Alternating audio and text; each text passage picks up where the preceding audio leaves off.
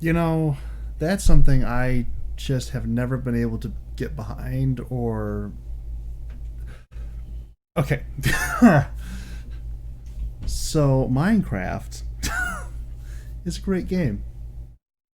Didn't we? I think we talked about this a little bit before, like several episodes ago, the first, second one maybe, where the idea of constantly adding continual layers of depth and new things to a video game is a great concept.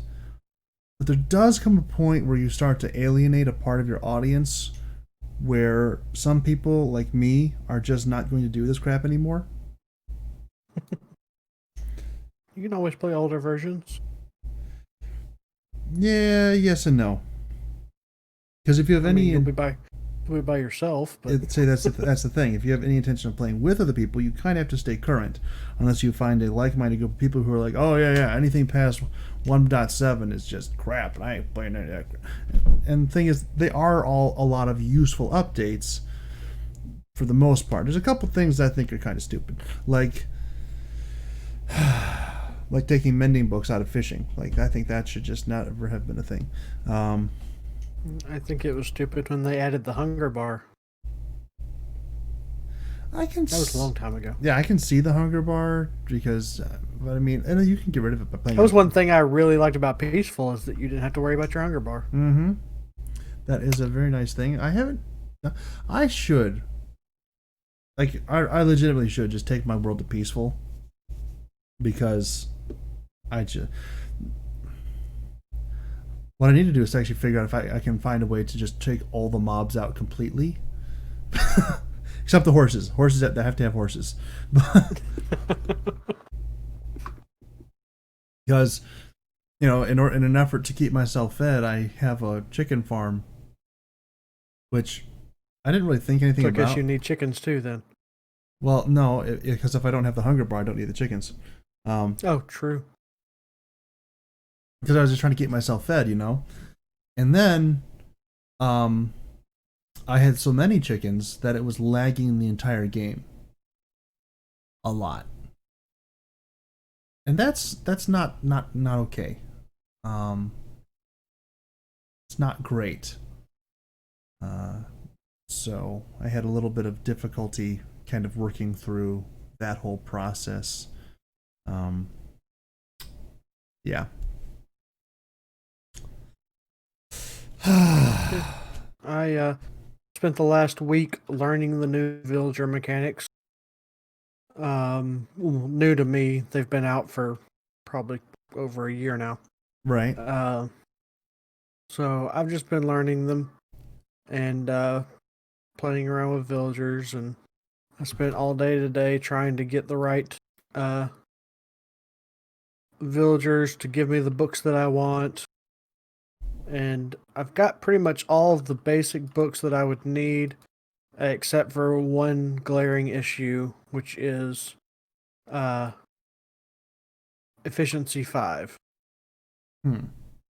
I think I got efficiency 5 one time today out of the approximately 1,500 uh, times that I tried.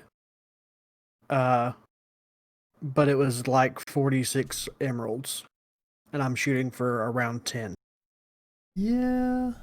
That's See, I didn't learn the old villager mechanics. I really haven't learned the new villager mechanics. I'm good I feel at that. I'm good at digging holes, stacking blocks, and riding horses. That's about the extent. And fishing. I can fish like nobody else. Those four things are about as far as I've ever gotten in Minecraft. I guess one time I did build a lighthouse that had a light that went around it. That was and I did build. Kuya will remember this. Not that Kuya's ever going to watch this podcast, but Kuya did help me at one point. Well, I had already built a spider spawn or trap or thing, and um, I remember one night staying up with Kuya until like 5 o'clock in the morning, and trying to make sure that we got this thing to work. It was not worth the effort. We like within 5 days, we had something much better that was much simpler that didn't ever have to use a spider spawner again. So it was just a joy. Yes. I have 2 spider spawners that I could go mess with right now, and no. Just no. Yep. One's a cave spider spawner, so definitely no. Actually, I will say this. Cave spider spawners are easier, actually, than regular spiders. As weird as that is to say. To transport them is a lot easier, yes, but they have poisonous bite. Yes. So working with it can be a little bit more dangerous, but in terms of like actually making it work, which was the main issue why we're up until 5 o'clock in the morning, that is much easier to do with cave spiders. Much easier to do with cave spiders. Still not pleasant, but it's a lot easier to do.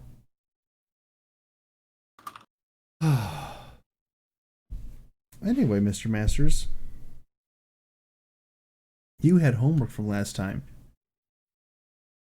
Did I? You did. And you said Which one? That you did your homework.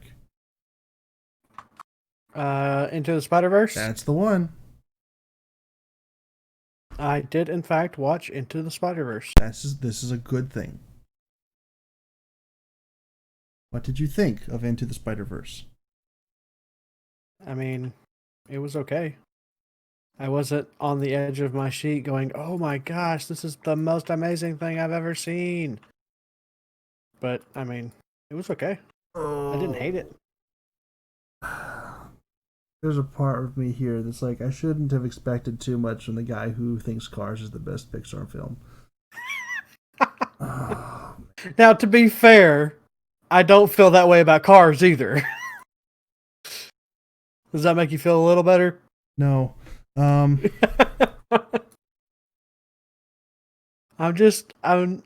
not a very strongly opinionated person.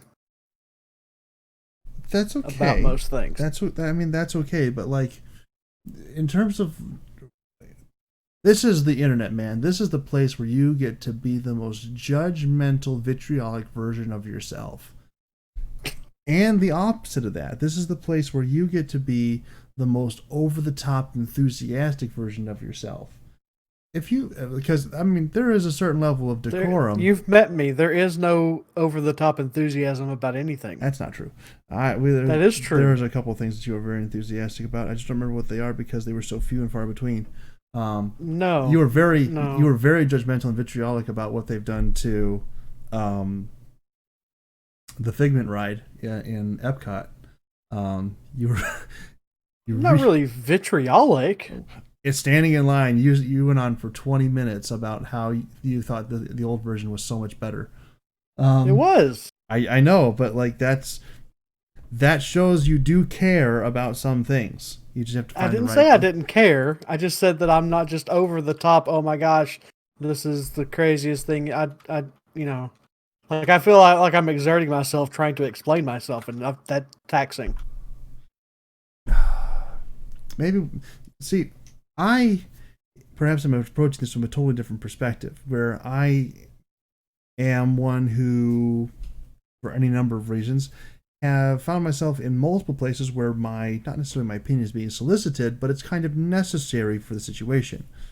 I'm also a little bit theatrical, which shouldn't really be any surprise.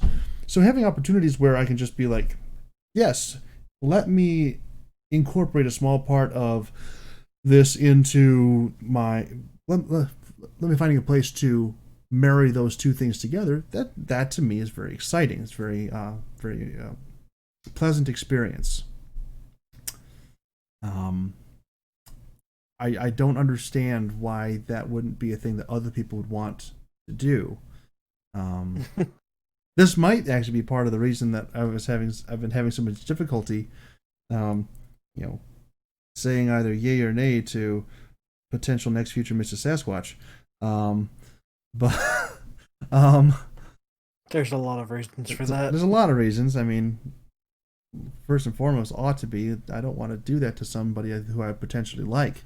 If I don't like, I'm sure, like, hey, it's me. But if it's somebody who I actually care about, it's like, it's me. not necessarily the best case. Best case. Oh, that so that reminds me of that picture I sent you a couple days ago. Oh, I thought I posted that somewhere totally else. Okay. The which one was it? There we go. The girl. I like you. You wouldn't recommend it. It's I'm gonna have to repost that now in the other chat. People can see that, but yeah, it's kind of one of these situations where it's like I don't think that's necessarily the best idea. I that know is not me. healthy. No, that's also something that I have on my. I have a list today, and I'm trying to get up the energy to really commit to it. I have not. I am not there yet. It's been a long day. I don't even know what the list is. Well, currently the list has 4 big ones. It has Into the Spider-Verse, which I'm actually starting to find a little bit difficult for you to talk about because you're like, meh. I told you weren't going to like my answer. Well, there's a difference between not liking your answer and not really feeling like you have received an answer. I mean, what do you ask me questions and I will answer them? I don't know what to say off the top of my head. okay. I have zero strong opinions about it. What did you think about the art style? The art style was okay. It felt like I was watching a comic book. That's exactly what they were going for. Yeah. Okay. So I liked it. Okay. What did you think about? I mean, the story is a little bit cliche. There's only so many different ways you can say that this is how Spider-Man came to be. But what did you think of the overall presentation of story? I mean, it was Spider-Man. I thought that it was. I've never read any of the Miles Morales comic books, Neither. So I don't know what his natural backstory is. But I liked what was presented in the movie. I don't know. I like the thought that his uncle is working for Kingpin, and yeah, I liked that. Yeah, I mean, I don't know that much about Miles Morales either, but I do know that what they did in terms of making him feel like a real person in this context was fantastic. Like, there's no point where you're like questioning whether this is a character, or if like, no, if this was how things were in the real world, this would absolutely be, how someone would react to this for the most part. Like, I really enjoyed how they presented his character. I really liked how they brought him to fruition from being a panicky kid to actually being a fully realized Spider-Man, in all properness. How did you like the interplay between all the different spider people?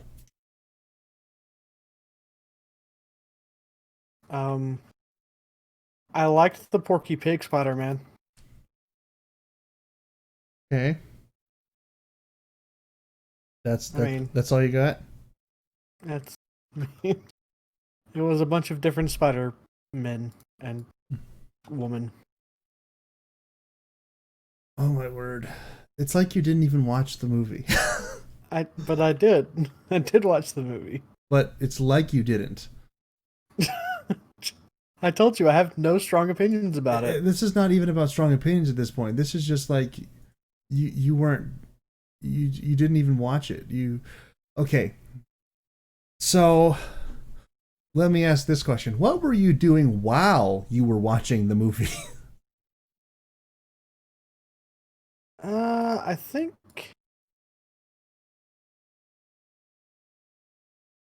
I actually didn't do anything while I watched the movie.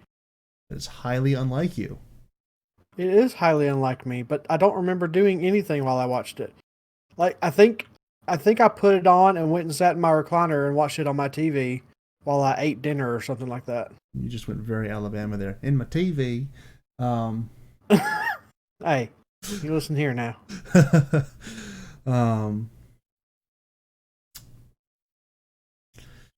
Yeah, okay. This is going nowhere in a hurry. Wow. I just don't like. Okay, so just for juxtaposition, any movie that I watch, I usually have an opinion about the movie less than 10 minutes into the movie. Yeah, I don't think about movies like that. I say I also When I watch a movie, it's to exit this world see. for the foreseeable future.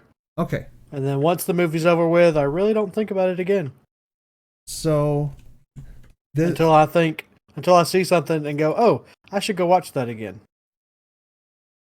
so this might actually be I've been thinking that perhaps there was something involved with my, perhaps I have this weird brain issue going on. I mean, I have a weird brain anyway, but I think I have now identified why it is that I remember movies so well, and why I have an opinion on them 10 minutes into them, and why I worry about the characters, and why I focus on the music, and why I think about the cinematography, and why I'm able to go on for ad nauseum about whatever movie it is, and why my family doesn't like to watch movies with me, despite the fact they keep inviting me to do that. And then as soon as I like get to the end of the film, they're like, "So how did you think about it?" Like grimacing, and I'm like, "Don't ask the question if you don't want to hear the answer," kind of thing. So, are you familiar with the meaning, the definition of entertainment? Yes, I know what entertainment is. Okay, what is entertainment? It's what I'm doing right now. You are talking to you and playing Minecraft. That's my entertainment. That is a form of entertainment, perhaps. Mm-hmm. But I am you talking with me, talking to you, and you talking to me.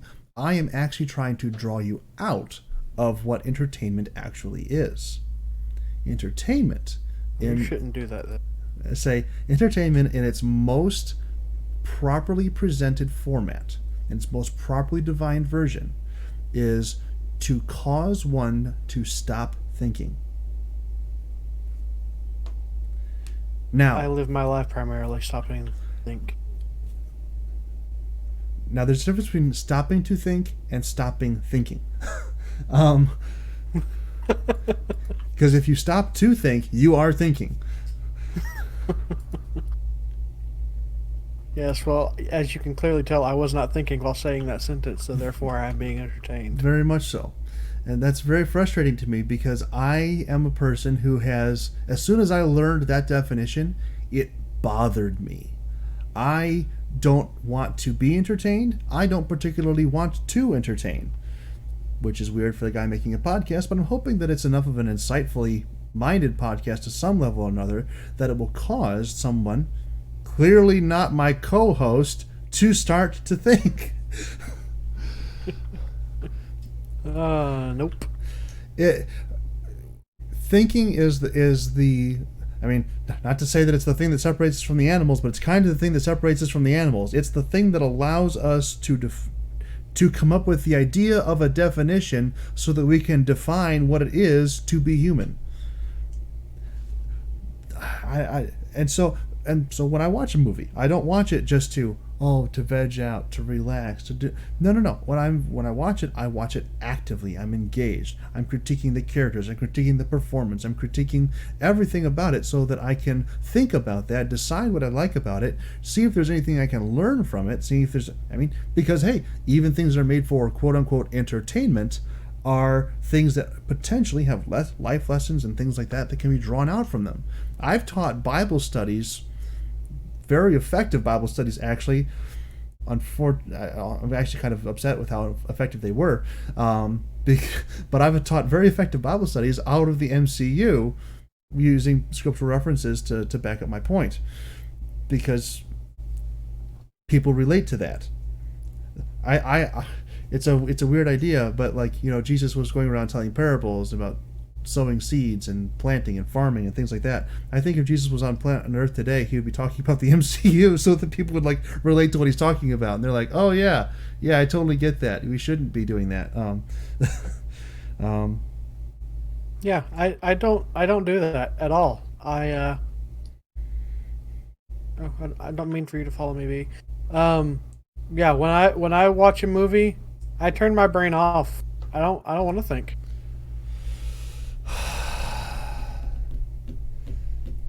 This is the thing that just it just frustrates me. I mean, so in that vein of things that I am engaged with, there's a story that came out this week about a movie that I have very strong opinions about a series of movies that I have a lot of very strong opinions about.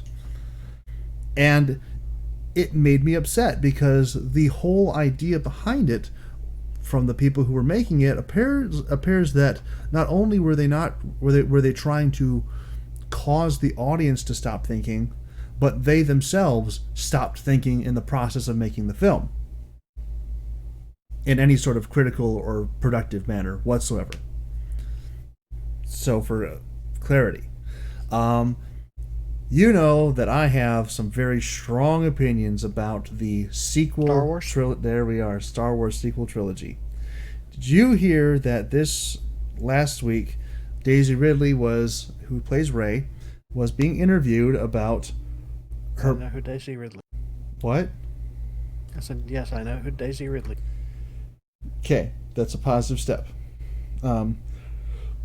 She was being interviewed about the production of Star Wars and like how it came to be and how things were going, and they said, "Oh well, how was it? Going through the film, knowing that you were going to be Palpatine's granddaughter?" Spoiler alert: I don't care. It's a year-old movie. I still don't care because I think it's stupid, and now I think it's even stupider than I thought it was before. Because her response was that, "Oh well, I didn't know that I was going to be Palpatine's granddaughter." And they just looked at her, and she's like, "Oh, well, it was something that was talked about, but there was also talked about me being like a Kenobi or Luke's daughter or this or that," and all this like waffling back and forth. Like even in the shooting of the film, there were several points where they were like, "Well, let's just try and change this up at this point, and we'll have her be somebody else's daughter or this one's granddaughter or something." And it's like, you can't make a movie that way. You just can't do it. We talked last week about how story and we've talked not just last week, but pretty much every week about how story and narrative and character are so important for grabbing hold of a mind. It's what makes a movie, what makes any story work. You have to have logical things that follow one into the other. When we talked about this in terms of like character creation, this is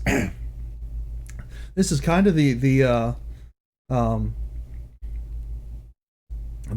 D&D equivalent, or the Hollywood equivalent of entering into a D&D game with just statting out your character, giving them no backstory whatsoever, saying amnesia, who cares, and then hoping that something will pop up along the way to go, "Oh, I could tie this into a backstory if I could figure out how to do that," and then you change the whole rest of the narrative of the campaign to try and fit the character's backstory that you're trying to tell. And it's like a lot of people do that, which leads to very weak characters, and we talked about that last week too. Because when ideally there is a balance between character and story. Characters are people who are experiencing the story is actually what's happening. You can have a movie with no story but very strong characters. And you can have a movie with practically no defining characters but very strong story, and all three of those work.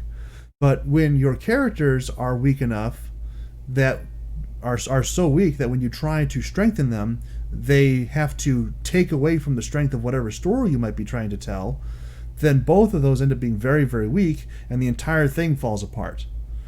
Which is what happened in the sequel trilogy. They didn't know what they were doing. They had no clue from the outset who the bad guy was, who the characters were, how they were going to interact with each other, what the point of any of it was. They're just like, "Oh, we're just going to make a Star Wars movie." And this is why everyone was very upset about it. This is why I'm still kind of upset about it, because especially now that I found out that this didn't have to be the way, all we had to do was get someone to say, "No, you have to know where this starts and where it ends. The middle details we can work out, but you have to at least know the beginning and the ending of this thing to make it happen." If anybody had just thought for 5 seconds and gone, "Maybe we shouldn't start filming this until we actually know what we want to do with it," then all of the controversy and the frustration and the vitriol on both sides for this entire thing, like there are people who there are people in the fan side and people in the creator side who have said some very bad things about the other side. And I'm a person who doesn't like to have that kind of opportunity for division. I'm not going to say that I don't like division. I'm not saying that I don't like confrontation. Clearly, that's not me. I do have a certain affinity for confrontation. That's why I tend to be argumentative and opinionated. But in situations where you can actively avoid causing division, even with something as stupid and inconsequential as a movie, if you have the opportunity to avoid that simply by taking an extra 5 minutes and just deciding on an ending point, you can do so much good by just avoiding doing something bad. Does that make any kind of sense,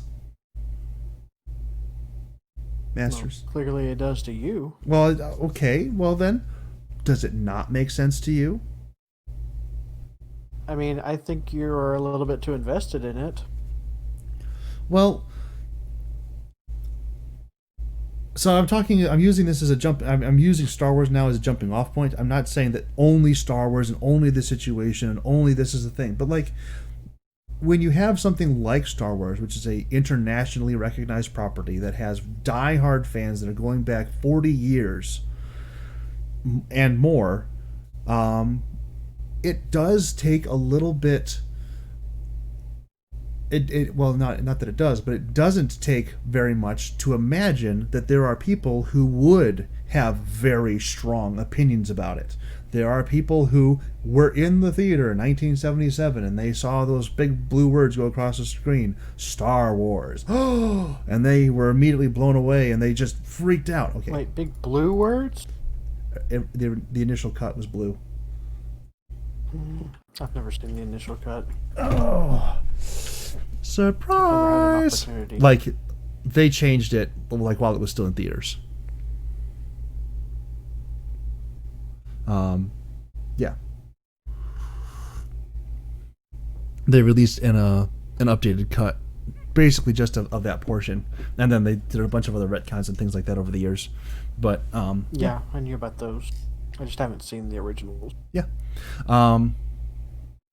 So yeah, it was just like, if you know that these people exist, and clearly they do, because that's why they made the movie. You're one of them. I'm one of. Well, I wasn't one of those who was back in 1977, but like, the only reason they made the only reason that Disney made this movie in the first place is because they go, there are people who have loved this franchise for over 40 years. They will pay us money to watch it. Mm-hmm.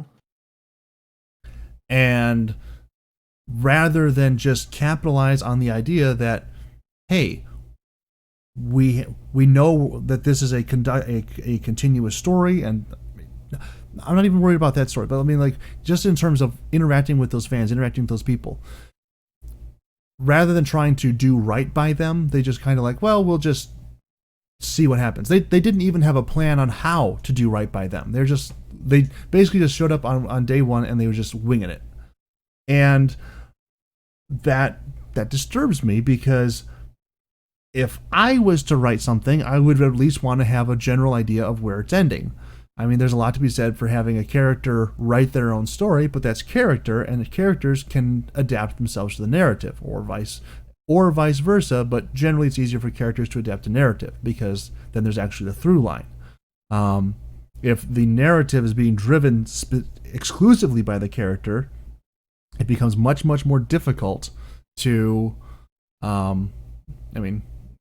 adapt that narrative to the character, because then everyone else is only able to. It makes one person the absolute central focus. It makes it much more difficult for everyone else who would be involved in telling that story to have any kind of story of their own. That's how I did the D&D campaign. I know. This is true. And we're having some difficulty right now, in the last couple of weeks, with somebody not being there and not being able to like carry on with that part of their story. You're kind of proving my point with this one. I'm not saying that that D&D campaign is not fun. It's incredibly fun. I'm enjoying my character as much as he is. I'm glad that he actually survived and was actually able to be something beneficial. Unlike someday I will get this stupid bugbear to work.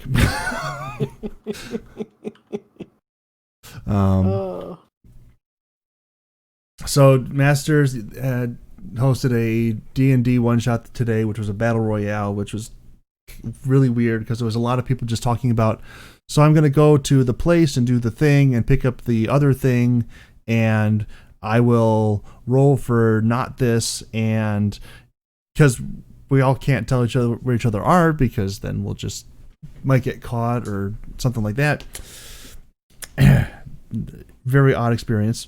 And I designed a character not knowing that this was a battle royale. None of us did.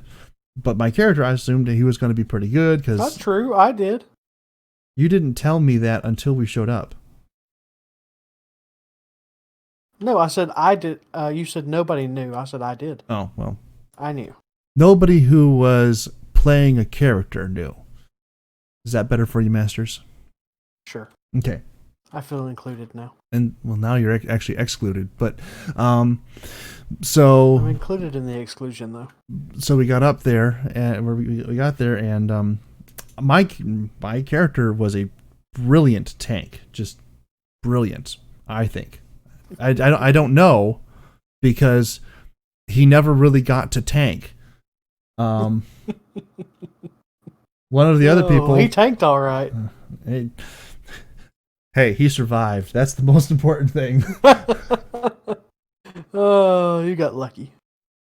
Yes, I didn't even look. So I rolled for all of the magical items. I did not look at a single one of them if I didn't know what it was. So when you said, "Ooh, do you realize what you've given to me?" and I'm like, "Nope, haven't a clue." So he gave me he rolled off all these items off a table to be in certain chests and things like that.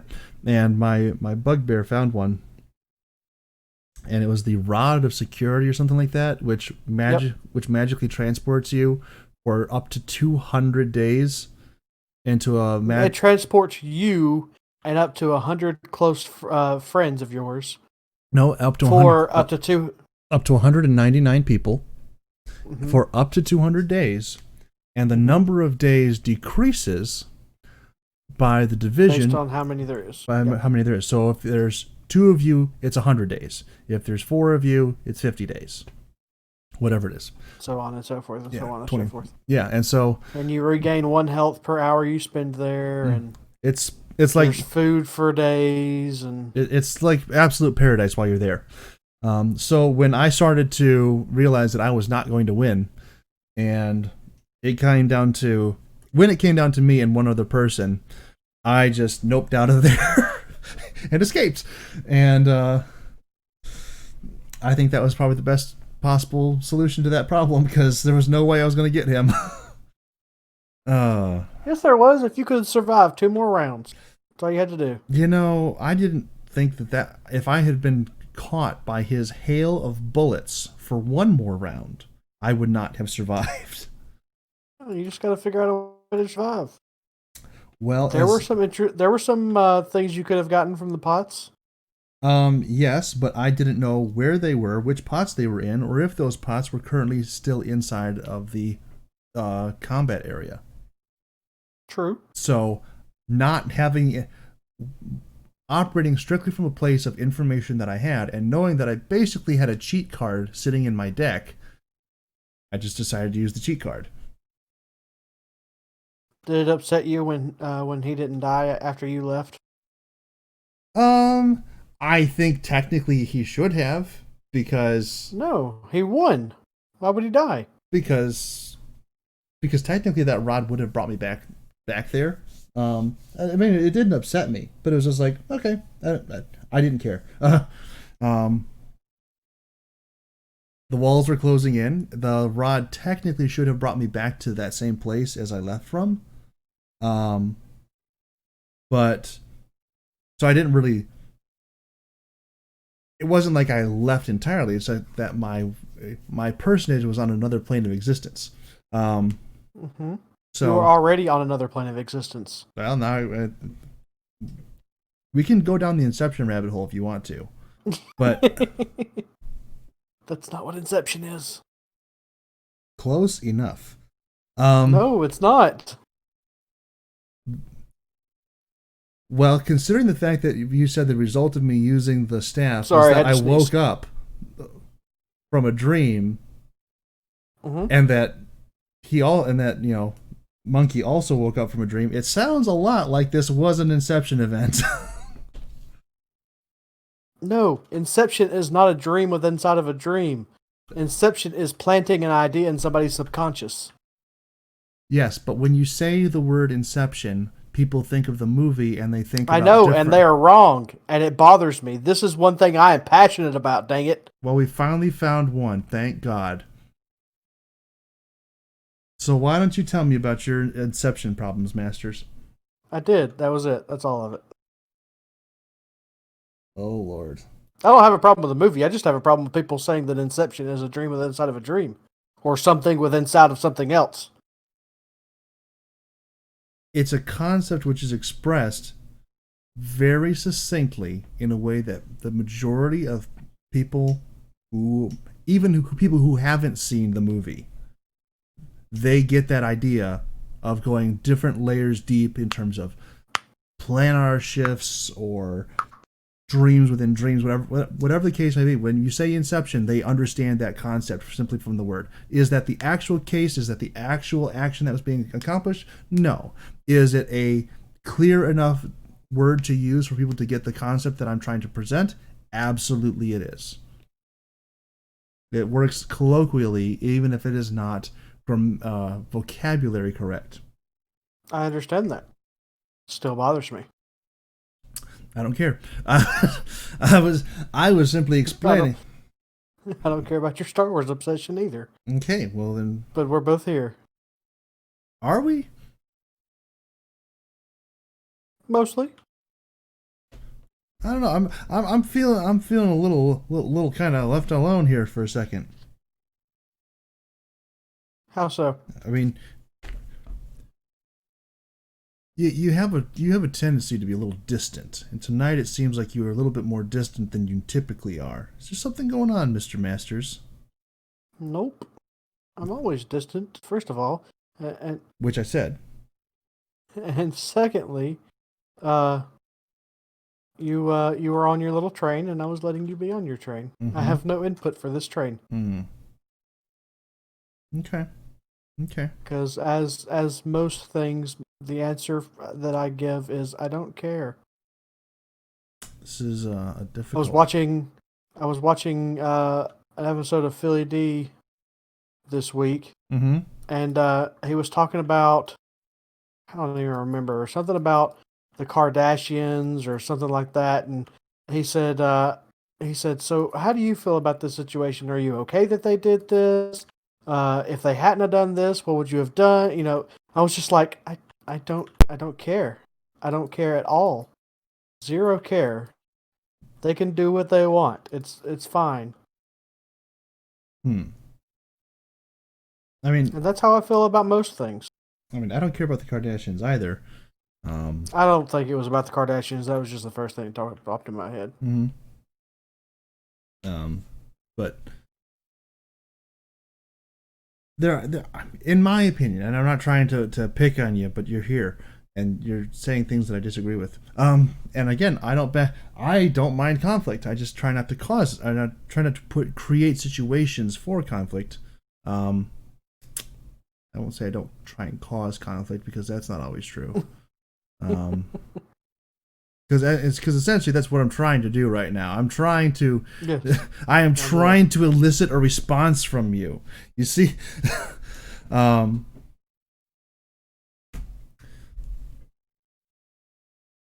so there are some things this week that I think definitely need to be cared about. Not, which was what I was getting on in my Discord about. There's been a bunch of stuff going on this week, and I don't want to get into politics or anything else like that, so I'm not going to for the most part. But we, as people, we need to care. We need to. When people say that, destruction is the opposite of creation, it's not. Apathy is the opposite of creation. And like anything that is good in the world is not going to be overcome by anything which is evil. That makes me think of something my ex-wife said to me once. Which is? She said, I thought that the worst thing you could ever do to me was to be mean to me. Mm-hmm. She said, it turns out the worst thing you could do to me is not care. That is 100% correct.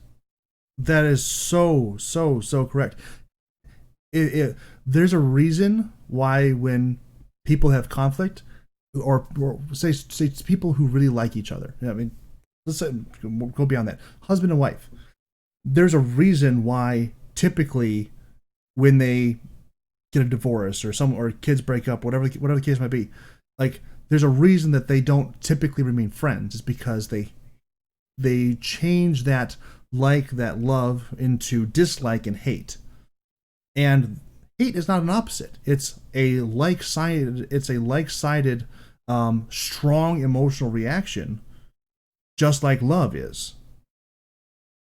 Apathy is so much worse. When you get to a point where you absolutely do not care about someone, that is the most hurtful thing you can do for them. Or not do for them, but do to them. Because we are fragile human beings. We don't just want to help other people. We don't just want to reach out to the people, but we want people to also think that we are important. And when people say to us or interact with us in a way that they say, well, you're not important to me, you're not enough, you're not interesting enough, or you're not this enough, or you used to be so much different and now I just don't want to have anything to do with you, that is the most hurtful thing to that person that you could possibly do, because you're saying, I don't even think about you enough to not like you. I just don't you. That is the most hurtful thing that you can do to a person. That is the most hurtful thing that you can express to someone. Not that you hate them or that they make you angry or that, I hope you die. None of that. If you just don't care, if you cut things off, if you don't react, if you are completely uninvolved with their existence, that is the most hurtful thing. And with good reason. Most people are not built that way. Are not built in such a way as to, number one, be able to do that, and are especially not built in such a way as to not be able to care that is being done to them. Hi, over here. Rare case. Possibly.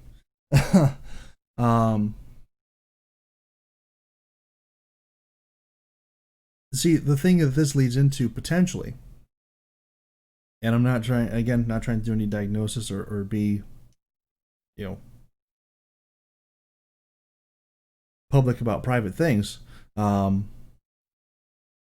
there is a lot of negative connotation that can come with that in a long-lasting sense, because if you are someone who just legitimately does not care, I try to care.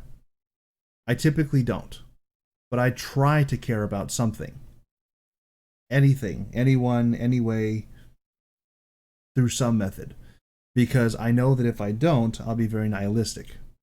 And if I don't care about you, I won't care about me, and I won't care about you enough at some point to not care about the consequences of what I do to you.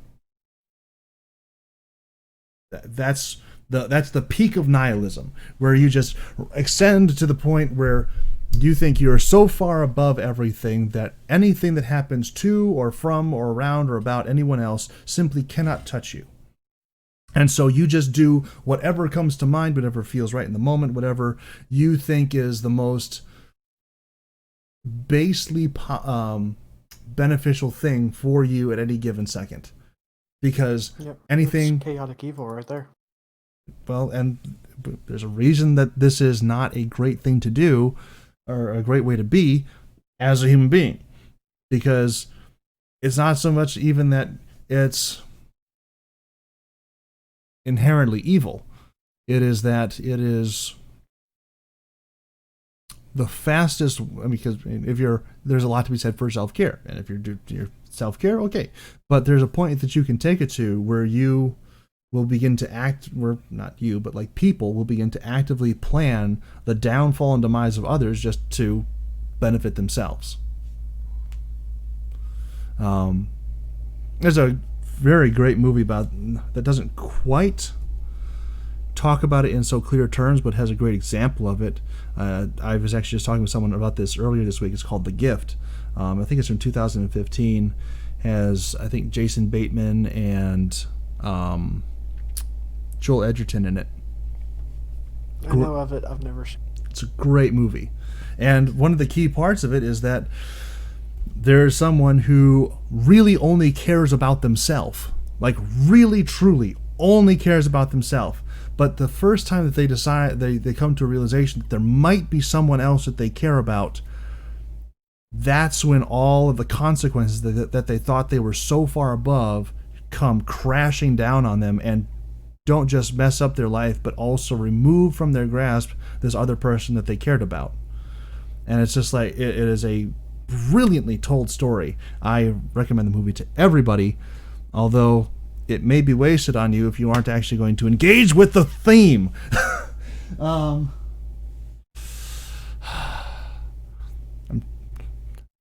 trying to be positive, but this has been a rough week. Positivity is something we also have written down here, but we'll get to that in a second. Maybe. Let's talk about it now. Let's not. That was a quick flip-flop. I don't even know what I'm doing at this point. One part of me is like, I have all these things that I really want to talk about. The other part of me is just like, I just want to go to bed and let this week be over with, because it has been just it has not been fun at all. Okay, there have been a couple of good points to it. I'm not going to say that it's like been entirely bad, but it is definitely a week which has been out of balance, the negative to the positive.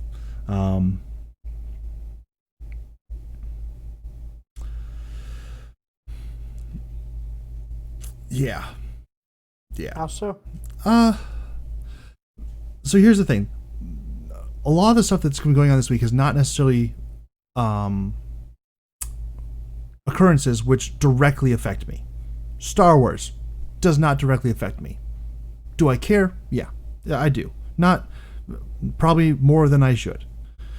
That could, except for I think two of these things, I think that could be two of the things that have really messed me up this week. That's probably a fair assessment to make up for a lot of things. Does it bother me? Yes. Do I allow it to bother me more than it should? Yes, I do. Some things, like I said, you need to care about. You need to form an opinion on. You need to be able to say this is either definitively good or definitively wrong, and here's why. One of the things, like the first thing that happened this week that really kind of got me messed up is there's a YouTube channel that I follow. It's called MXR Plays. And it's a guy and his girlfriend, and they react to memes. That's all they do. Well, okay, it's not all they do. They also do a couple other things. It's one of the. It's like the last video I watch every day from my typical YouTube feed, because I always know that it's going to be bright and sunny and fun. Sometimes mildly inappropriate, sometimes more than mildly inappropriate, but it's still funny. It's a great way for me to kind of take a step back and yeah, I enjoy it. I watch YouTube videos in order of release. There's nothing wrong with that. I'm just saying that I do it differently. But they got a channel strike this week. Okay, channel strikes happen. Well, they got a second channel strike this week, and that has the potential to shut their channel down. And so I started like looking into them, like, hey, why did you guys get a channel? Why did they get a channel strike? Thankfully, at this point, YouTube has rescinded that, and they have reinstated the video, and they've taken the strike off because it was completely bullcrap. But the idea, the strike came from something which was not at all spelled out in the terms of service, like not remotely, not at all.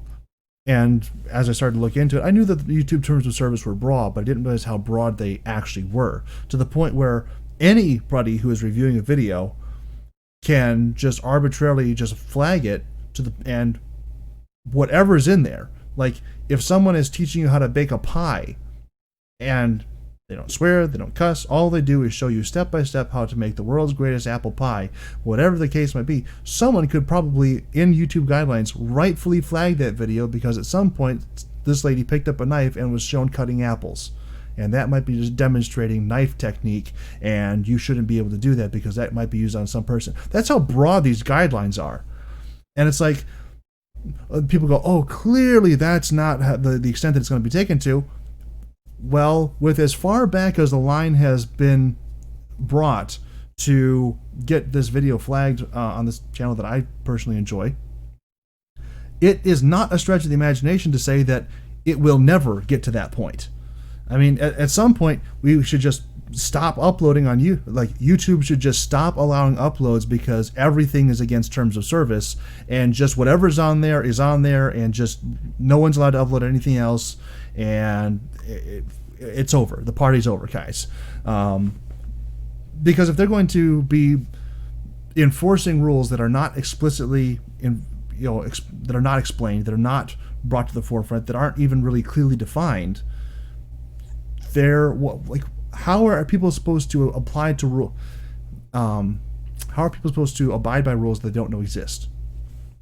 It's like that first session of D&D that we had.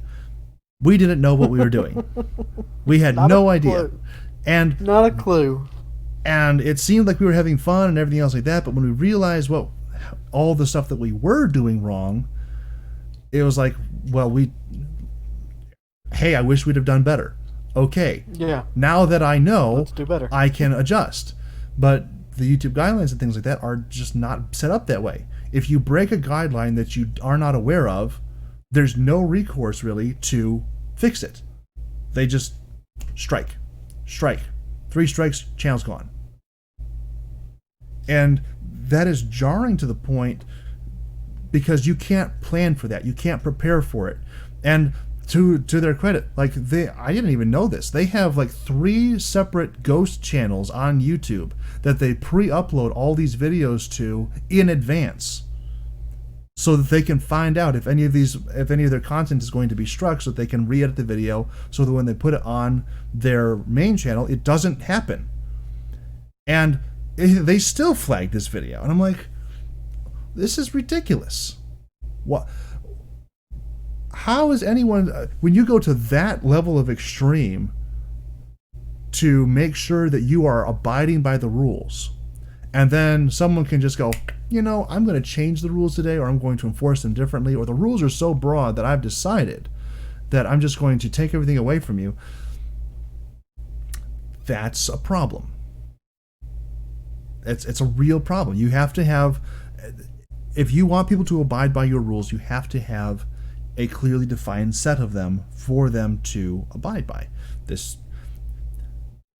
Call it the Judeo-Christian background that I have. I think that's a great idea. I think that works very well. That's kind of what the whole concept is for there being a Bible and everything else for people to, mold their life around. There's a very clearly defined set of rules and guidelines and things that you should do. And if you do those, you have great results. If you don't, your results are proportionately less great the farther down you go, the farther you depart from that. Not just in the here and now, but also in the hereafter. Both ways. Clearly defined rules make it possible for people to interact with each other. We know what the bounds are. We know how far we can go. This far and no farther. And when they just unilaterally throw out a broad concept to say that we don't trying to find something that wouldn't be considered political to say. Um, I don't even know at this point because everything's political now, but which is another problem. But like when everything is just broadly out there like that, you can't adapt yourself just to make people not, just so that people aren't angry with you. I personally have a problem with that. I think that if you're going to expect people to abide by rules, the onus is upon the rule maker to properly inform everyone else what the rules are. I think that that's just a fair place to be. I don't I don't feel like that should be a controversial statement, but apparently, at least on YouTube, it is, or at least for the people who work at YouTube, it is. And that kind of, not directly, but that does kind of somewhat lead into the other thing that has been, well, the next thing that's been bugging me this week. Masters, is your Netflix trial still up? Should be till the 22nd, I think. I think I have 10 more days on it. Okay. Are you aware of their big controversy this week? Nope. Well, we're going to tell you about it because it's another thing that probably needs to be talked about. I mean, not that anyone's going to listen to us to talk about it, but it's something that probably needs to be talked about on that idea of clearly defined rules. Here in America, at least, I'm not going to say anything about other cultures, but here in America, at least, where Netflix does hold its headquarters, we have some very strong laws, very clearly defined laws about what does and does not constitute. And here's where we lose any sort of family-friendly rating we might ever have. Very, very strong laws which constitute what may or may not constitute. Very strong laws defining what does and does not constitute child. Spit it out, man. I'm trying to. Child pornography. And as near as we can tell, Netflix has officially violated a lot of those rules, and have yet to receive any sort of direct reprisal from that. I mean, their stock market dropped. Cancel Netflix was trending on Twitter for at least 3 days. Those are. Nope, I haven't heard about this at all. Yes. So there is a movie. It's a French film. I have not seen it. I have no intention of seeing it. I am very much considering, like, so I have access to Netflix, but I don't have my own Netflix account. I have considered asking the person or talking to the person who owns the Netflix account about being like, hey, I appreciate you allowing me to have access to this, but I either don't want to have access to it anymore, or maybe you should also consider just dropping it, because Netflix released a French film called Cuties, and the French version is called Les Mignons or something like that. I don't know. And it is about 11-year-old girls learning how to twerk, and then doing so for money, on and off the internet, doing all manner of things which are not things that anyone should probably be doing, let alone children of the age of 11. And I'm not saying that they have older actresses who are aged down or playing younger. I mean, they had legitimate 11-year-old girls who they taught highly sexualized dances to, and made an entire movie about it, and thought this was a grand idea, and can't understand for the life of them why anyone would have a problem with that. And I have a problem with that. And this just came out on Netflix? I think it came out on Wednesday or Thursday.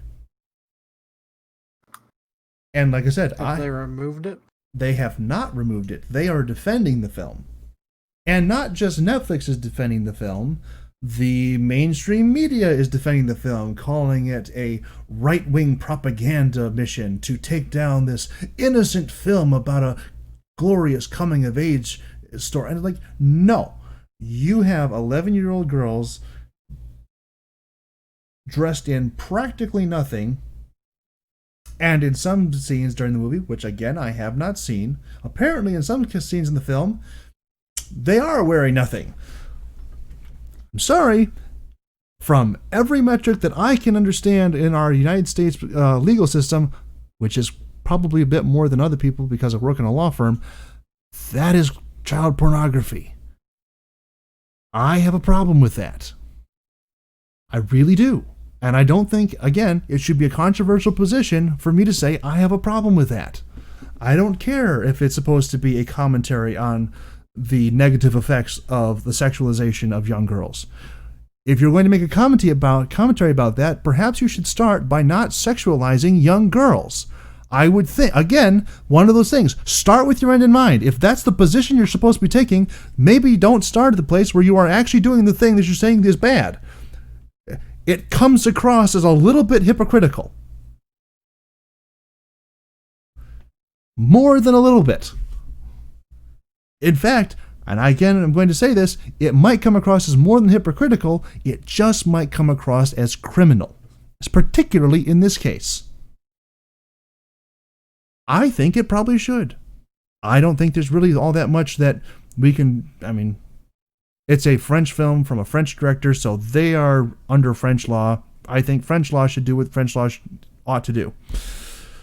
Here in America, Netflix decided that they were going to fund and then promote and then disperse this film. And they got a bit of backlash a month ago when they released the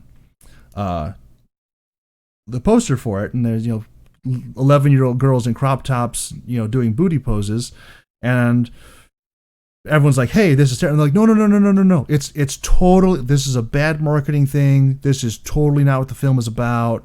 Don't worry about it. We're not sexualizing children. And then the movie comes out and it's 5 times worse than the poster was. And it's like,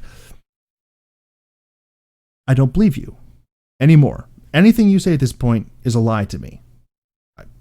It's kind of like that lack of trust, and I can speak from a little bit of experience on this. When you're in a relationship with somebody and they cheat on you, and then they're like, "Oh, don't worry, I'll never do it again." I'm sorry. Everything you say to me at this point, I have to assume is a lie, because I can't trust you anymore. Like, trust is gone. There's probably not a really good way to build that bridge back over again.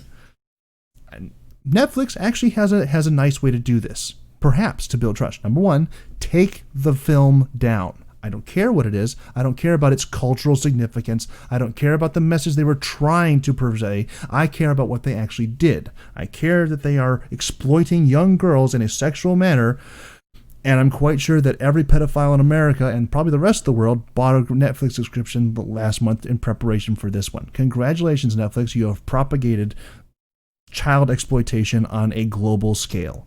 Congratulations, you win the Darwin Award. But the people who are at the top who made these decisions, there's a really good way that we can solve this. Netflix, we can trust you again. Remove all the people who greenlit it, remove all the people who funded it, remove all the people who defended it, all of them. You're a corporation, you have that capability, and you can replace them with people who will not do that. That's an easy way to do it. People talk about cancel culture. I tend to think it's a bad thing, but this is not so much cancel culture as it is criminal activity. So I'm willing to make a concession on that one.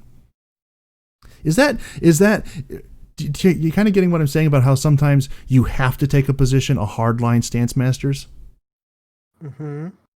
I think that this is one of those situations where this is something that people should care about and need to make a strong stance on and need to make a profound statement on, or if people don't think that they have the capability to articulate it properly, trust me, there are enough other people online that you can steal some of their ideas, and they probably won't mind you articulating or using their thoughts to articulate your position.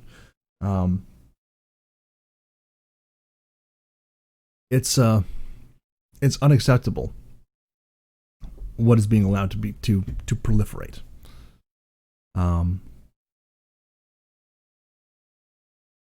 And again, even more so, because it's not just that it's happening. It's not just that they did it. It's that there are people, and again, this is a reflection on our culture, there are people who think that this is a good idea. Like I said, it's not just Netflix that's saying, okay, well, we're going to put this movie out and then we're going to back it up. There's a grand number of people who are in the media who are critics, reviews, people. Oh, it's such a great movie. You guys just don't understand it. I believe my duty to understand something, again, and I'm a person who tries to not be entertained by something. I'm a person who tries to actively engage my mind whatever I'm watching, which is one of the reasons why I'm definitely not watching this film, because I don't want that in my mind. But when you're saying, well, you just don't understand, you don't get it, you're not really picking up on the nuance of the story. No. It's about what was actually being done. Because no matter what the story is, I mean, this could be about children being oppressed, put in slavery. This could be about child trafficking, all this kind of stuff. You can have those stories, and those stories are stories that probably need to be told in a consumable media format. But there's a way to do that does not actually perpetuate the practice that you're supposed to be providing a negative social commentary on. And this film is definitely not meeting that criteria at all. It crossed that line so far that they can't even see it at this point. There's a lot to be said for just thinking. Again, apparently that's what this podcast is going to be about. Today's episode is about thinking. Stop and think. Consider what you're doing. Consider what you're watching. Consider what you're interacting with. Consider the decision that you're about to make. Whatever it is, just stop and think about it. A slightly lighter input on this. So earlier today, you shared me this video of the lady role playing as a D&D nurse, right? Mm-hmm. Okay. And what did I send back to you? You said, this is the place we've come to. I'm not sure if you're trying to use this as a commentary on character creation, roleplay, an idea of making videos you think I should emulate, or if you just think this girl is cute. Precisely. I couldn't say it better myself, and I did. Those words exactly. To which I responded, "You're overthinking it. I was just sharing a video with you." Yes. But this is precisely I said, again, maybe it's just different perspective, different approaches to life. Maybe I didn't mean to send you specifically the Gimli GIF. That was extra. I was trying to send that to the entire D&D group today, and I forgot what chat I was in. But like, so everything that I have sent to you over the last long time that we've known each other, to some extent or another, is intended to elicit some sort of response. Sometimes I'm just trying to get you to laugh. Other things I'm like, okay, well, I want, we've talked about this before. I want to bring up that memory so it's fresh, just to kind of, a recurring joke sort of thing. This one, all of those potential things that I sent to you are legitimate things that could have been inferred from this video, and I'm actually going to also post that in the Discord channel for anyone who's made it this far into this very depressing podcast. This is a rough one. But with this in mind, there's a lot. All of those are legitimate options. All of them were potential things from past conversations and things that we've had that could have legitimately been a intent behind you sending that to me. Correct? Sure. I mean, that was. I mean, I sent it to you because we've talked about this, and it popped up on my YouTube video, and I thought, oh, Gavi should see this. He'll probably like it. And so I sent it to you. Right. That was the extent of me sending it to you. Mm-hmm. Mm-hmm. And it was a very funny video. People can watch it if they would like. Not that I would ever try and prevent you. I mean, I might try and prevent you from watching this new Netflix movie, but this is fine. You can watch it. Pretty much aside from that, there's not a lot I'm going to try and prevent you from watching. But not a lot. I'm like clarify. There's probably something else out there. I'm just not sure what it is. Yeah.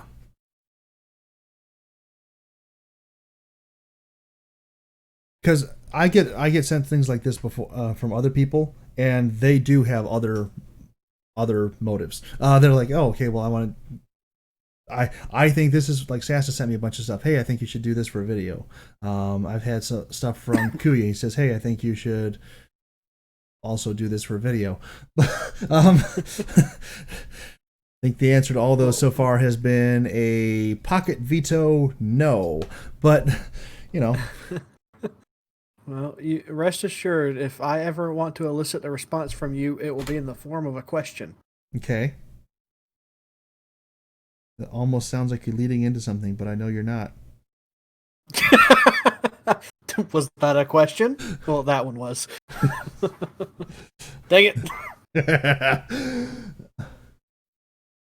See, the thing is, I can also pick up on rhetorical questions and sarcasm. It's okay. Quick aside. Something light and joyful. Have you ever encountered... This hasn't been light and joyful? Absolutely not. It has not. Have you ever... and I blame myself. I am going to say this is probably the worst episode of this podcast that is ever going to be. I sincerely hope it is. I apologize to anyone who's here. We are still recording it. We're still going to release it. I'm like I said, I'm salty this week, and I don't know how to not be salty right now. I'm going to talk it through, and hopefully I'm a lot less salty tomorrow, because I'm also preaching tomorrow. That's going to be fun. New church? At the new church, yes. Nice. And I hopefully have a very hopeful topic. We'll see how that goes. Is it about thinking? Because you might want to change it. It is not about thinking, no. Well, actually, come to think of it, yeah, it kind of is. Tomorrow I'm talking about hindsight. There you go. Yep, that's definitely thinking. Somebody had a topic in mind all week. So I'm going to get all the negativity out now on you guys. But anyway, on a lighter note, have you ever... Masters. I know that this might be a very difficult thing for you to admit to, but can you recognize yourself as being a occasionally sarcastic person? Me? No. Yes, no, I didn't think so. Have you ever encountered someone who just absolutely did not get sarcasm at all? All the time.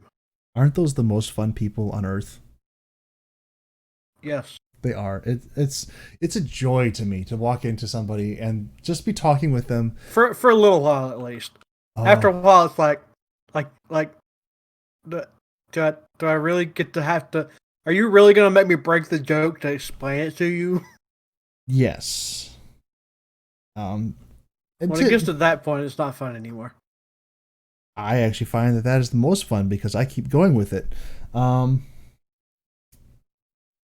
And the thing is, I have a very dry delivery on a lot of my sarcasm and jokes, and so I have convinced people at different points. Well, my last sarcastic remark got me divorced. So that was your last one.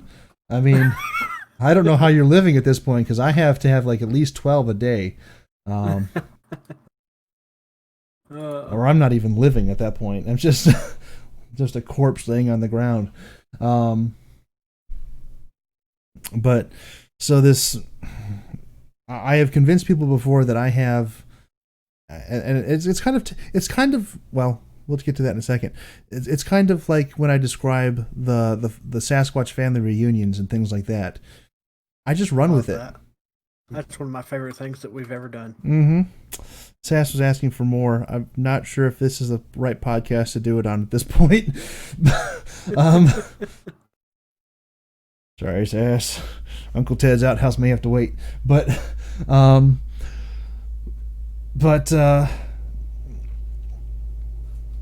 yeah, it's. Oh, speaking of, I told Monkey that you want to do a co-stream with him doing that joke boat thing. Okay. Uh-huh. I actually have to connect Twitch to OBS at some point so I can do that. Because I have not. At least you don't have to wait a month like you did on Mixer there in the last couple of weeks. What do you mean? Mixer, you had to go through a program so that you knew how to stream. I'm using air quotes that people can't see. Okay. I do that all the time. I talk with my hands. Before they would let you stream, and then you had to wait 24 hours before you could actually activate your account. Remember doing that? I think you streamed one time after you did it. Maybe. But anyways, you don't have to do that on Twitch. Yeah. You just log in your code and go. Like, I'm conflicted at this point because on the one hand, that's stupid. On the other hand, I've seen a couple of streamers that probably make that a very good idea. Yeah, well, they usually don't get very views. True. But, yeah, so I've convinced people that I have, like, this older sister that I don't have. And, like, it's kind of in the same vein as the Sasquatch family reunion, which at some point I'm going to have to come clean on. I can come clean right now because the only person watching at this point is Sasquatch and maybe Friendly. Like I can say whatever I want right now. No one's gonna ever hear this. But like the whole Sasquatch family reunion thing, like it's a lie. Every word. But so I've done the same thing with this fake sister that I've invented. And the key of doing something like that is you have to have either just enough truth to make it believable, or you can make it so unbelievable that it has to be true. And both of them kind of come at it from different angles. My fake sister is the former, and the Sasquatch family reunion is the latter, which is great because I cannot believe there are still people who think that is legit. I think Foxy's one of them. Foxy is one of them. I did finally come clean.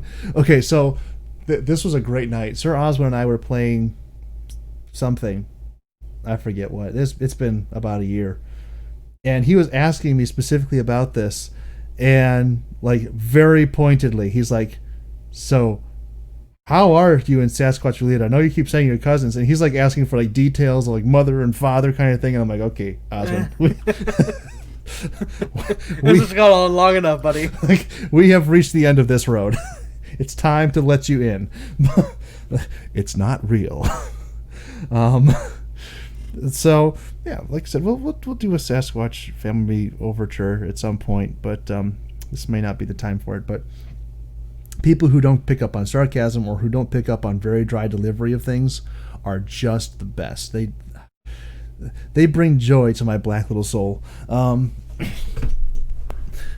have a soul? Okay. Honestly, I have to. I throwing this. Okay, just throwing this in here. So on the topic of not having a soul, Friendly has asked me to voice another character in his campaign. Yeah. And multiple characters. He keeps coming up with new characters he wants me to voice. And so now he's going to have me play this kind of bombastic, over-the-top vampire. So just Gavi then. Well, no, as soon as he sent me the picture, the first thing that popped into my head was Lumiere. I don't know why. And so I am currently crafting, or not crafting, but recrafting the song BR. I haven't told Friendly this.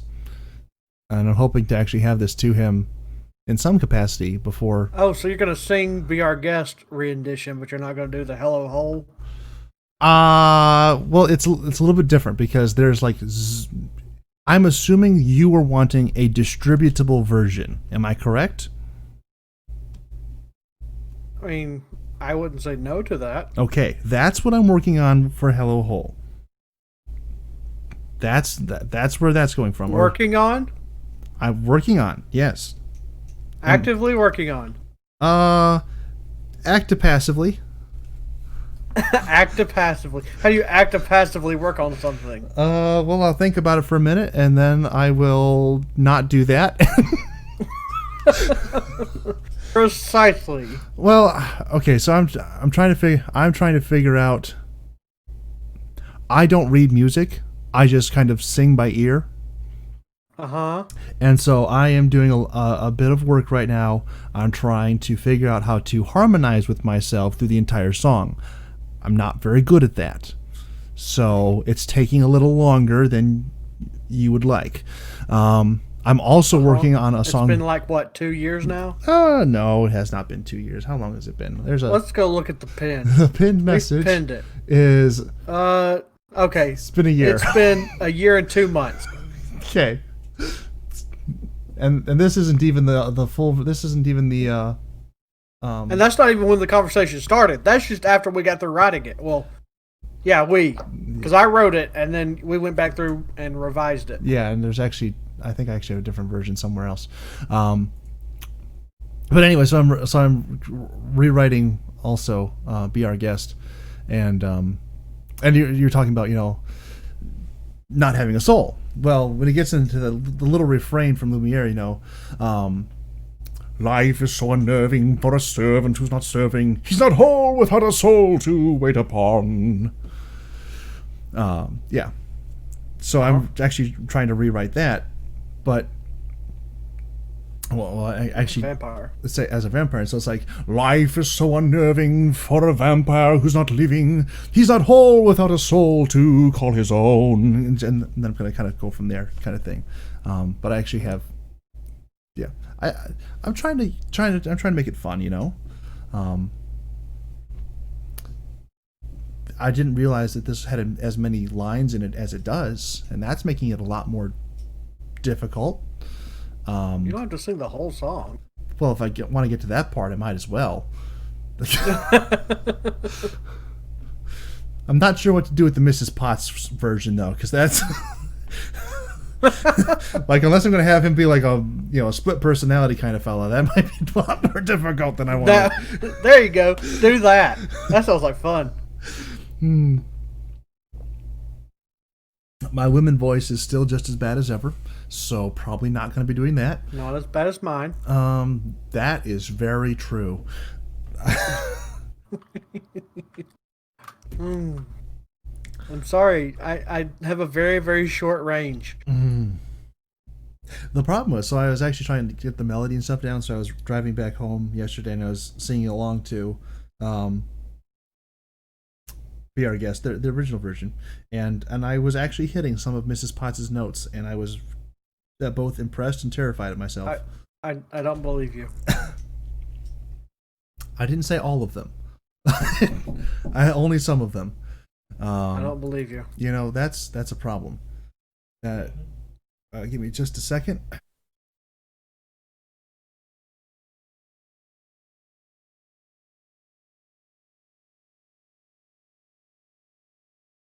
Silence.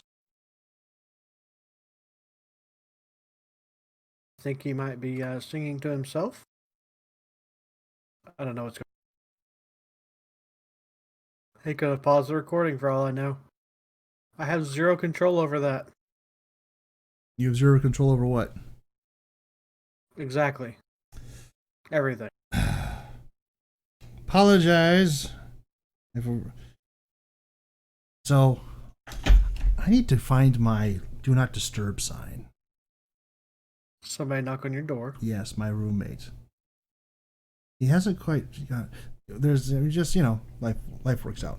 But like... I need something to denote like I'm recording. So I'll try and timestamp this and go back and edit that a little bit. Now that we've talked about it for another minute and a half. Yeah.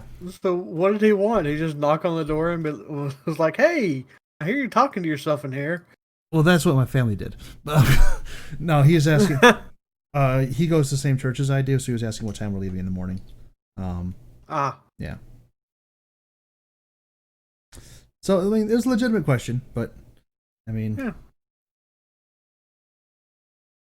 To be fair, he probably goes to bed a lot earlier than you do. no, he does not. Oh. He definitely does not. He has. Remember, he has. I think I mentioned this. He has a wife in the Philippines. They talk on the phone at 3 a.m. Uh-huh. So he's Every morning? every morning.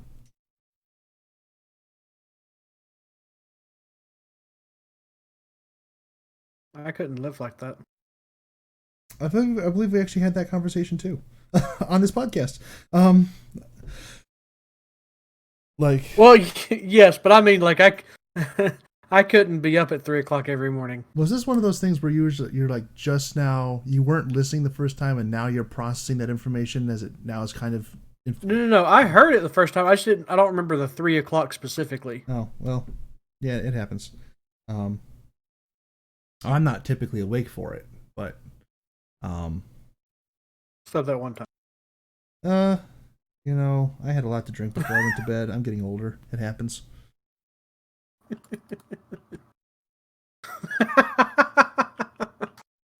Sorry, I'm just thinking about the conversation. I finally got him to think. It finally happened. It's only taken an hour and a half. What? I finally got you to think. That's what I was trying to do. Yes, but it's entertaining to me, so not sure if it counts. Again, this is one of those things where you have a problem with people misusing the word inception. I have a problem with people either using or misusing the word entertainment. I actually probably have more of an issue with people using the word entertainment because I'm like, why don't you please start using your brain? I think most of the world's problems could be solved if people would just use their brain. I mean, just think about it. That's true. I keep coming back this week to the old George Carlin joke. Imagine the average person. And now remember that half the people are stupider than that. Just unbelievable wisdom and insight from this man. Like, that's not accurate, though. How is that not accurate? Because the average person is a collective of people. It's not one person that is the average of all other people. Well, I'm not saying that it's the average of all the people. What you do is you find the person who is the average person, the person who stands directly in the midst of everyone. Then remember that half the people are stupider than him. Yeah, but how do you know what is the average if you don't have a cumulative score? Well, that's how you... There's a bit of inference involved with this. You just you kind of feel it out. I'm just saying the math doesn't work out. Are you saying that you haven't like pulled up to a drive-thru at any point in your life and talking to the other person? I'm not saying anything against people who work at drive-thrus. I'm just saying that there seems to be something about that job which does draw in some folks, not all, but some folks who are not necessarily the best the human race has to offer in terms of... I was one of those people. Thank you. Like I said, some, not all. If Masters would like to include himself in part of the some, then that is his prerogative. But my thing is, some people, not all, who work at drive-thrus are not necessarily altogether there. Well, most of those some are teenagers, and they have a lot going on. That is fair, but not all are teenagers, and I've been... And actually, teenagers are works in progress. I view them as kind of like... That's why I've been a Sunday school teacher for so long. I view them as potential. Be molded and shaped and brought into some sort of useful fashion or form. That's why we haven't killed Foxy yet. I mean, I'm going to be honest. There was a private chat going between me and Monkey about killing Foxy today. So... Today? Today. Oh, that's okay. I had the same thought about you and Monkey a couple of times. What? trying to It's like, come on, go. tell the other one where they are. Make a decision. Hey, I had 390 feet of movement. It was tough trying to figure out how to use all that. Whose fault is that? Yours. You gave me a speed potion. I did not. Yeah. You're the only one that stepped in there. Monkey was like, no, I'm avoiding all the things. And you were like, I want to see what this is. Oh, sweet. And then I was trying to play it off as a bad thing. I'm like, wait a second. This could be a lot of fun here. Yeah. Yeah, I noticed your very interesting choice of words during that conversation. Yeah, I was trying. Yeah, never give away the whole story. That is a problem that I have. I will tend to bury the lead 20 minutes into an explanation, and all I'm trying to say is, and then we had pizza for lunch. But yeah, I know. I know. That's what half of this podcast is. Yes. No. That's what 75% of this podcast is. Let's get your... I was giving myself a little bit more credit. I mean... I was saying that 50% of it is you doing that. 25% of it is you giving the information that is needing to be given. Uh-huh. And then the other 25% is my input. You really don't listen to these, do you? Sorry, that was a bad. That was. I don't know what that was. That was just a snide remark. I don't know what that was either. Still don't know what that was. I don't get your inference. I guess I was implying, again, things that you need to get straight. Infer is when you kind of pull it from someplace else, and then imply is when someone actively says something without saying it. What I was implying was that you may be overestimating your verbal contribution, at least on this episode. Last episode, we got you to talk about some stuff. This episode, a little bit difficult. A lot difficult.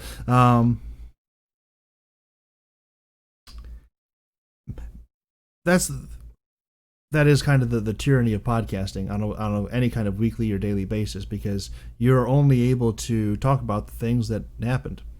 I mean, unless you're going to be some sort of script writer and you're going to try and do a dramatized program, which is great. Kudos to you. Please make a good story with good characters. Yes, or else he'll rant about it on this podcast. I will crush your soul.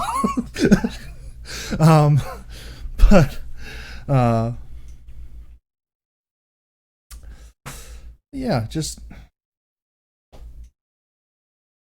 there's a limit to what can be experienced in a week and what can be brought out, and there hasn't really been a lot of anything else moving this week, so I've just been spending a lot of time reading the news, and bad things happened. I should boycott the news for at least a month. I'm thinking probably not going to happen, but I boycotted it for about 2 years. It didn't help. I boycotted it for the first 16 years of my life, and that worked out really well. And even then, I still only use Philip DeFranco, and I skip around his videos to see what I care about. So he'll be talking about something. I don't care. Skip. I don't care. Skip. Yeah. Oh, this I care about. And then I'll sit there and listen to it. Yeah, he's been treading a couple lines a little. Again, people need to have positions, and I respect people who have differing positions than me. I still think they're wrong. And I can get along with people who think they're wrong, but there comes a point where people begin to press their position in a detrimental manner to other people, saying that if you don't have the same position, then you are this thing. And I have a problem with that. And people going, oh, but you're a Christian. You're going, no, we can get into that some other time. If you really read the Bible, you'll find and actually pay attention. Again, people can read the Bible and not learn one thing, or you can actually read the Bible, engage your mind, look at what it's saying, and you can figure out, oh, that's right. It's not actually talking about judging people and being terrible and trying to force people to live one way when they don't want to. It's not about that at all. Um, but when people complain about that, and then they start doing the same thing from the opposite side, I start to have issues. And he's been kind of getting into that the last couple of months, and I almost dropped my subscription to his channel several times in the last month. And I was I'm not really thrilled with his lack of like he almost intentionally didn't have a take on the Netflix movie. RNC. Oh, that. Yeah, like he almost intentionally. Did he even talk about it? He did very briefly. Like he mentioned that it was happening. That must have been one of the things I skipped. Yeah, I might have heard Netflix and went skip.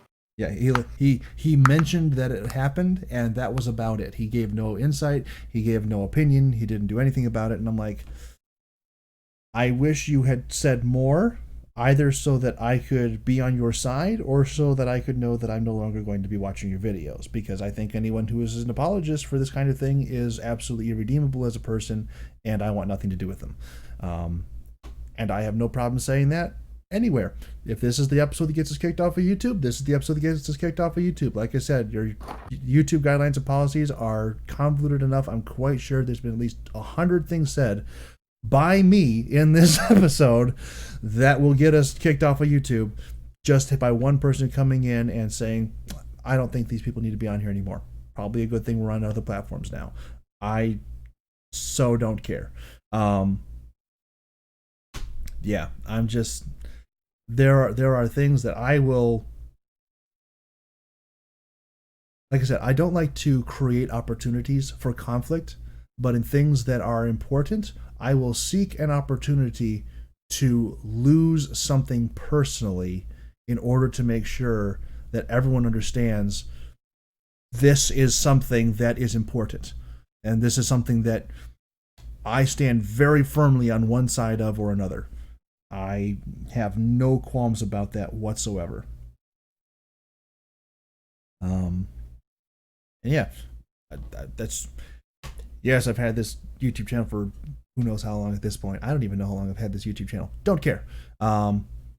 If this is the thing, if this is the hill that it dies on, then somebody start playing taps because it's going down.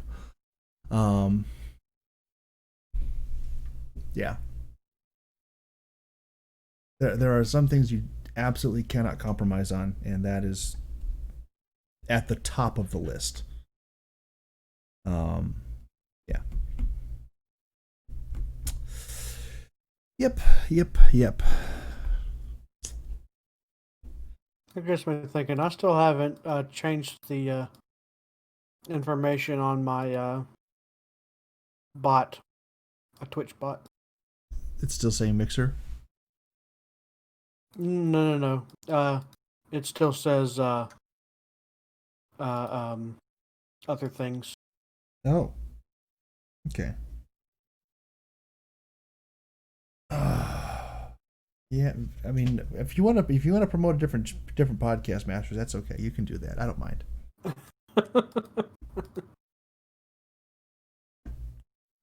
You're only the one who made the big stink about us having to change our name, and I mean, were they even posting on the other podcast? Let's be honest. Yes, they were. We did find that out. What was their viewership like? I don't know.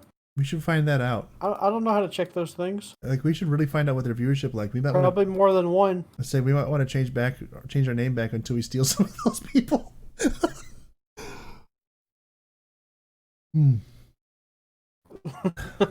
I don't think that would happen. I don't think it would happen either, but it might be worth a shot. Oh. Hi, kitty. Oh, that's not a kitty. That's a naked sheep. That is a very odd exchange right there. As a Have you come to expect anything less? I don't know what to expect, Masters. I really don't know what to expect. I will say this: we have crossed the 10 download line for our Podbean hosting. Oh, cool. I mean, we're up to 14 now. I'm pretty sure 10 of those are Sasquatch and 4 of those are friendly. Um,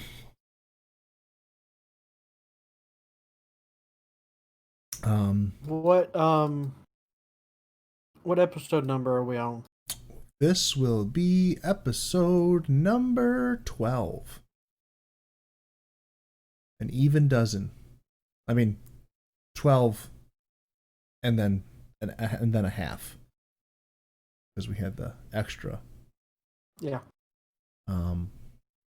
But you know, we're I would say we're moving up, but we're not moving up. We're moving out. I already did that a couple weeks ago. Oh. Right. I'm sorry, that was easy, too easy. Does this go back farther? Oh, this is only this week. Wait, this is only this week. Do we have more? We might actually have more people watching than we thought. I don't know. I don't know how to read this analytics page. Apparently, I don't know how to read this analytics page at all. Because this is only this week. But our... Okay, how do I find anything on here? Overview. Okay. There we are. That makes more sense. We did it, folks. World's worst podcast. What's that? I said, we did it, folks. World's worst podcast. Success. Did we start this? I mean, this was prime world's worst podcast material going on right now. Absolutely, it is.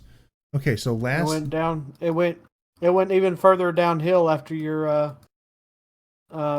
roommate knocked on the door. Yes.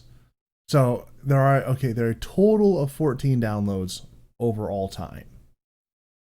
Okay. That makes more sense. That's more reasonable. Yes. I'm like, there's no way that we're this good. This week, there have been 11, which is up 267% over last week. So, we're growing. Somebody's trying to catch up. Oh, yeah. Or they're just trying to boost our analytics. One of the two. Yeah, so that's, I mean, if we wanted to try, I mean, it is a weird position. I think we've talked about this before. We are doing a podcast that we want people to listen to, but not some people. Because which is probably indicative that we're really mean on this podcast. We shouldn't say half the stuff we do. But I still remember the lost episode. Oh, I'm so sad that we lost that one. That one was so good. We did end up telling him about it, though. We did? Whether or not he listened is the question. Yeah, during one of his streams. Oh, I wasn't there for that. I'm not there for anybody's Yeah, streams. I was? Yeah, you were actually there for this one. Okay. I'll take your word for it. I don't remember that at all. I think it was the one and only one and only stream you've watched on Twitch. Oh no, I watched all of his first streams on Twitch. Okay, actively engaged. Oh, I was very actively engaged in all of his first streams on Twitch. This go around. Oh, you have to be much more specific. So I was his only viewer the first like 6 or 7 streams that he did on Twitch 4 years ago or whatever it was. Man, you really do have to blame me for Kuya, don't you? I really do. Oh man! And now he's MIA, so he is MIA. I should reach out to him. And be like, hey, Kuya. Monkey finally got a hold of him a couple of days ago. What? All Monkey said was that he's fine. He's alive. Proof of life. Please provide picture with mask. Just. Oh man. Oh, that he's doing the Kuya thing and is buried in his new hobby, which is schoolwork. Mm-hmm. Yep. He has no sense of what's it called when you balance work life stuff? We call that a work-life balance. How convenient. We in fact, the term we have for that is exactly what you said, just the other way around. He has none of that. Okay. He's all one thing or another. He has no middle ground. He does not cross the streams. I mean, I can understand that to a certain extent, but okay, so there is this old marriage teaching that's been circulated around for decades now, and it's that since we're on the topic of thinking, let's if this fits in, that men are like waffles and women are like spaghetti. Have you ever heard this before, Yep, Masters? I have, yes. Yeah, for in case anyone who And I highly disagree with it. you disagree with it. Mm-hmm. Why do you disagree with it? Because I think it's 100% spot on. Because I have a spaghetti brain. So this says that you are an exception, but not necessarily proof that it doesn't happen, that it doesn't work. Because I have a very, very waffled brain. Frighteningly so. If I can be like Kuya and focus on only one thing very, very well. In fact, I do focus on only one thing very, very well. The fewer things I have to focus on, the better the results end up being. Dramatically so. Infinitely so. That is the exact opposite for me. And it's not even so much that, but like just in terms of how I separate out my life. Like I am Gavi on the podcast. I am Gavi at my church. I am Gavi at this place. I'm Gavi at this place. And it's not that I'm like different people, different places, but like different topics come to mind depending on where I am for the most part. There's a couple things that have some overlap. Like I'm a very religious person. That's going to be everywhere. Like that's not a waffle. That's the dough that they've fried into the waffle kind of thing. But everything else, that's actually a really good analogy. I need to remember that. But that's actually really good. I'm gonna hear it in your sermon tomorrow already. I'm gonna write that down actually. So time for a tweet. No, I'm not gonna tweet it. But I might preach on it at some point. After I get married and people will actually listen to me about relationship things. Because they ain't doing it now. Just ask all. Never mind. Yeah. Anyway, so where was I going with that? Oh yeah, men are waffles, women are spaghetti. Men compartmentalize very, very well, and when they're in their compartment, nothing else happens in that compartment. And they talk about we have the car box, we have the house bills box, we have the work box, the wife box, and women really don't like to be put in boxes, but there's a bunch of inappropriate jokes that just came into my head that were about women in boxes, and that's probably a bad thing. Just let that lie. Yeah, probably. It's really hard though. But like women, everything's all mixed together. So the car affects the house, affects the husband, affects the dinner, affects the children, affects everything. And it's like if one thing is wrong, everything is potentially wrong. But they're also really good at multitasking, and they're really good at making connections because everything is connected anyway. Why wouldn't you connect this with that? And I'm like, well, I would never think to do that. It's the old joke. Common sense, really.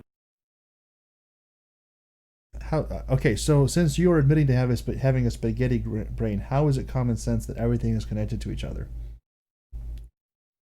I mean, it just is. Depends on what it is. This is your bed. You got to lie in it. I don't have any.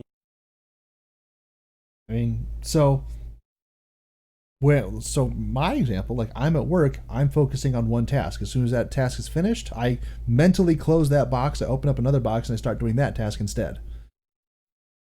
And it frustrates my supervisor to no end that while I am focused on that task, it is sometimes difficult to get my attention because I am focused on that one task and not. Oh no, I do multiple tasks all the time, Mm-hmm. and like right now, I'm playing Minecraft and having a conversation with you. Well, you're half having a conversation. Loosely, loosely. I mean, when I have things to say, I say them. But like at work, I will be, doing paperwork and then get a phone call to go do something, and I can drop the paperwork and go do the thing and come back, finish the paperwork, and it's not really compartmentalizing because as I'm walking down the hallway and stuff, I'm thinking, okay, when I get back to my desk, I've got to finish this part of the paperwork. This is what I got to do. This is where I've got to go get the information. As I'm putting everything together, when I'm thinking about the paperwork, I'm thinking, okay, it's for this item. This item is normally located here. It's going to be moving here. So when I go to do the inventory later on, I'll know that this specific item is not there because it is now here, and I'll know where to go get it from now on. And Huh. Yeah, I've totally different experience with this because in fact, it drives my previously military-minded, well, still military-minded, but previously military engaged. I don't know how to word that. He was in the military. okay. Drives him crazy because I'll know where everything is based on previous conversations I've had with people. And he's like, "How do you remember that?" And it's like, well, this person said this, and that means that they put this there, and they, and I connect all the dots for him. And he's like, "How? How? Well, I mean, It's like, don't worry, I updated the system. It's in there. Just look at that." so I can do that. That's not necessarily part of the spaghetti versus the waffle brain thing because I can do that too. And the thing is, it's not like I can only do like one repetitive task at a time. What part specifically are you not? I mean, I can recall conversations that I have with people with incredible detail. Well, yes. But I mean, what parts do you not? Do I not get? Yeah. Well, I mean, just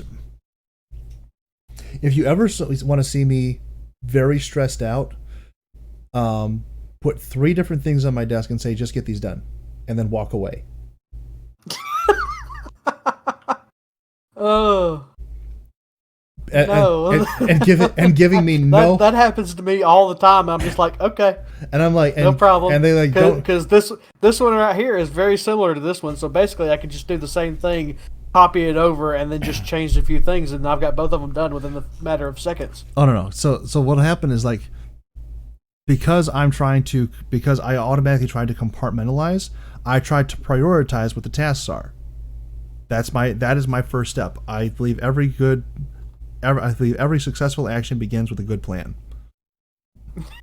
Again, who needs a plan? I do. Apparently you do too, Mister. I planned out every waking second while we're in Disney. Hey, let's not talk about that. And we're going to go back to the hotel at exactly this time. We're going to take a 3-hour nap. We're going to get back up. I spontaneously plan, okay? Spontaneous planning. Like I plan out every little detail in the moment right before you ask me. You had 5 backups for what to do in case the line at the Millennium Falcon was too long. And the line at the Millennium Falcon was never too long because it was always worth it. But that was always worth it. But that's another story.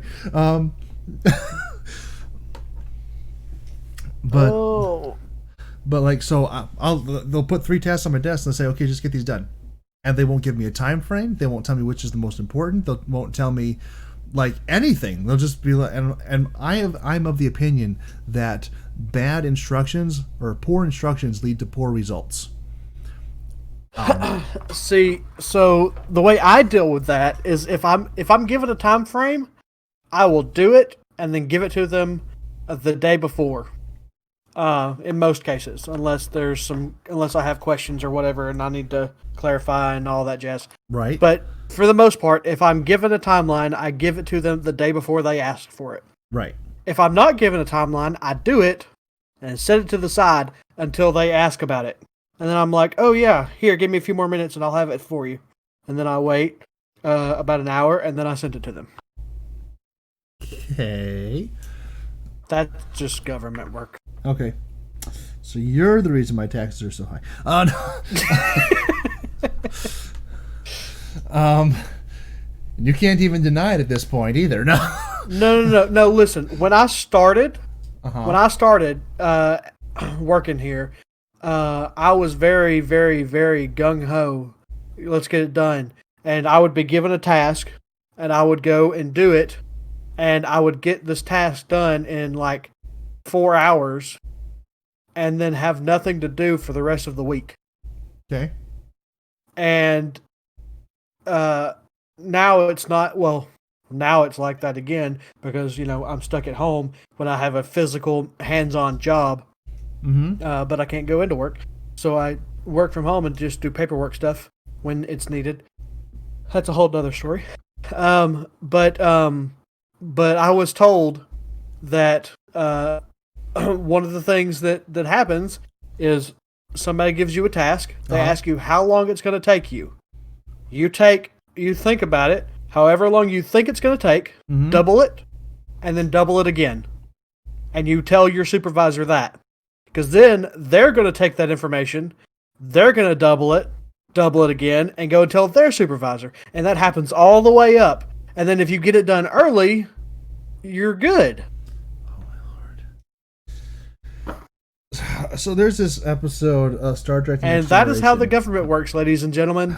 So there's this episode of Star Trek The Next Generation where they are trying to update the transporters, and they tap into some old signal, and they accidentally beam Scotty from the original series onto the Enterprise in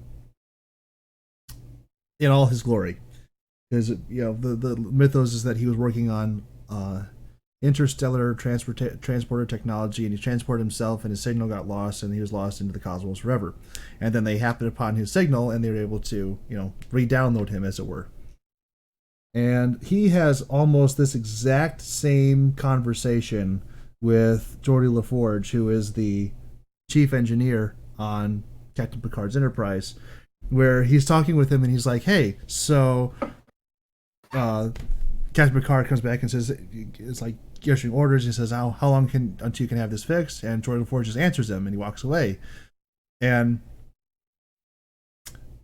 then Scotty comes to him and says, like, hey, why'd you tell him that? And he says, well, that's how long it's going to take me to do it. He says, you don't do that, lad. What you do is you stretch it out like 3 or 4 hours, and then when you do it faster than that, he thinks you're amazing. And I'm like, oh, I just hate that whole concept. I just hate it so much. This is the peak of inefficiency. I agree. Like, it's stupid inefficient, but people like this should be purged from our society. Like, we don't need this. And now you're part of the problem. Hey, well. I mean, rationally, if what they do is like, okay, that your supervisor is going to quadruple the amount of time that projected amount of time, I'd be like, okay, well, I'll give myself some leeway, and I'll say half the time that I think it'll take me, and then I'll still have twice the time that I think it'll take me. Just find that happy middle ground. But but clearly that's not the right thing to do. That only makes too much sense if you're trying to actually get something. I don't even want to know what part of government you're working in, because I'm sure that will just make me very, very, very upset. Oh, wow. This is like, why? Who thought this was a great,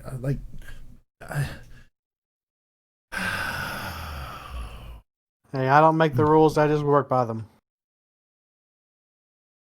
Again, going back to the YouTube thing, clearly defined rules really make, again, cross it over. Clearly defined rules. Poor instructions lead to poor results. I am just that is my week right now. Just poor instructions lead to poor results, and just abide by the rules, please. I don't want to be like a rules kind of guy, but there comes a point where they're very, very useful because they just let you know what you're supposed to do. Like when people throw three things on my desk, they don't tell me which one to prioritize. I look at them, I figure out which one I think is the most important. I do that one.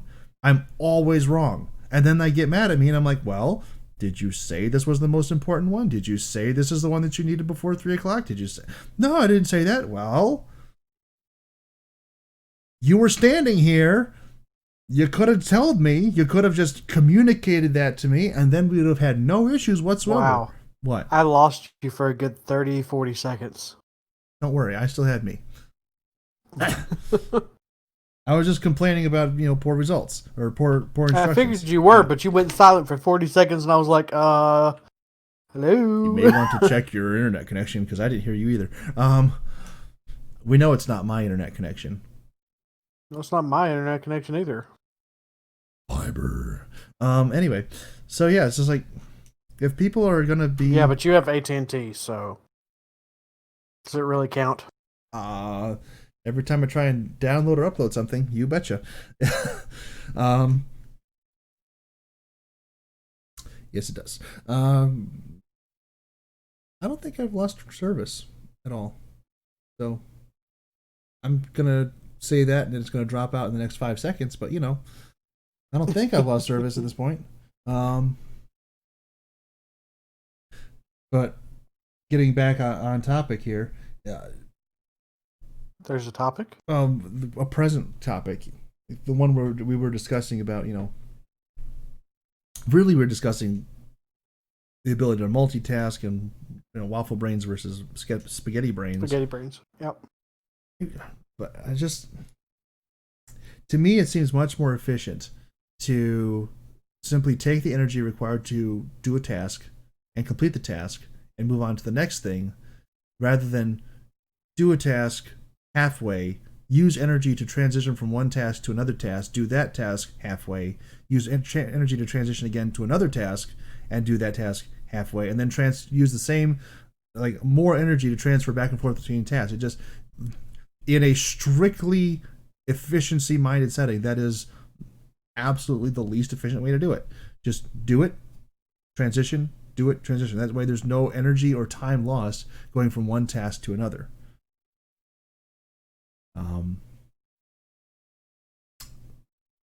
I understand that may not work for everybody, but I'm perplexed as to why it doesn't.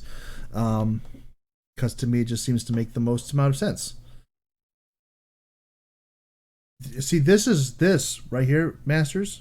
This is why you've not yet received a recording of Hello Hole, and that it's because I keep having to transition my attentions from one thing to the next, because certain things have a higher priority, whether it's due to urgency. Nothing should have a higher priority than that.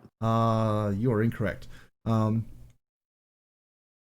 things have an urgent deadline. Some things have real world consequences if I don't do them. And some things are very important like that, and so you just gotta transition, and it leads to a lack of a loss in efficiency, and Hello Hole has not been recorded for a year and a half. Was it really? A year and 2 months. I mean, true. And I think there was even a little bit longer past that, because I don't think that's the final version that we have pinned. I think there's another version that's more updated than that, but I forget where that is. It might be in Google Drive. Probably. Almost. Oh yeah, that might be the one that I sent you, and then we opened up a Google document and talked about it. Mm-hmm.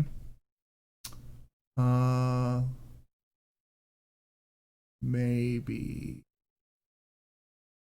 Ah, there it is. Hey, that hasn't been opened in a year.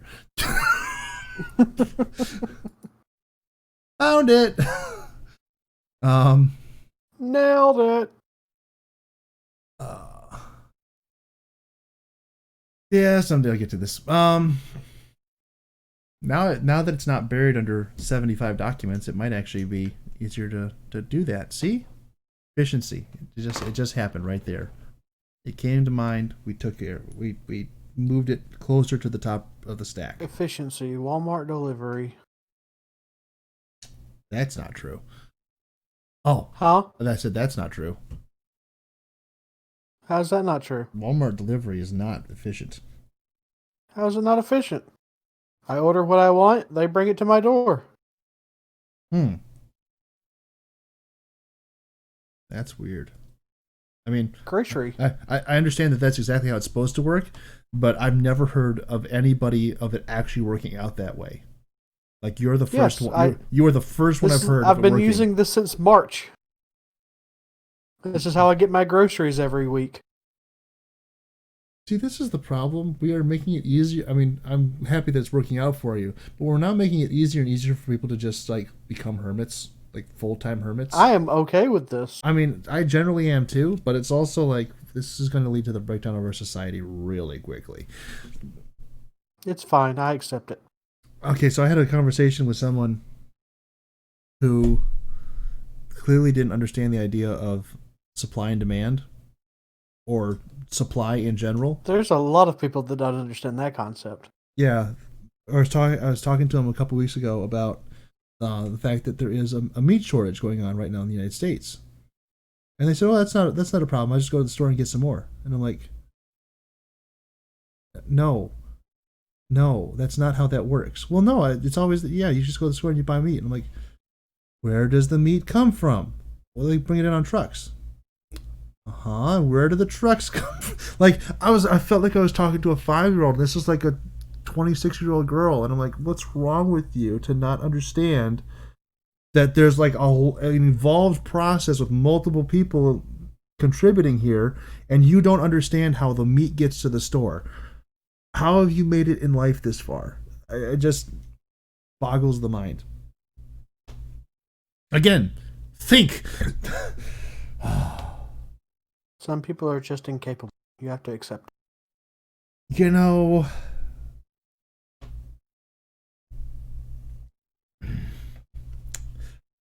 I think if I was not, I'm thinking again, but I just had this conversation with somebody else earlier. I think that if I was not a Christian like I am, I would have probably tried to turn myself into a legitimate supervillain at some point. Oh, just out of frustration. I've told people for years that if I had been born in like the Western time frame, I would have been a serial killer for sure. I always like the idea of the medieval, but I definitely get the Western one. Actually, I don't care what time frame. Before technology is what I was trying to get at. If I was born any other time than when I was born, I would have been a serial killer. Just saying. You sound a little bit more enamored of that than you probably should be. I actually said that to one of my ex-pastor's wives before. It's like we were talking, and I was like, "No, seriously. If I had been born at any other time, I would be a serial killer." And she was just like, "That's nice." What does she say? I mean, like, what do you say to that? I mean, I totally get you. Like, of course, the thing is, if we'd have had like the same kind of, if we had known each other in those same times, being born in that same situation, like we'd have been the serial killer ruling over the rival town from the other one, and just like that would have been bad. Yeah. Yeah, I totally would have, like, I feel like if I had been born at the time, I would have been the person that inspired my goodness, I had his name in my head and now it's gone. Vlad the Impaler?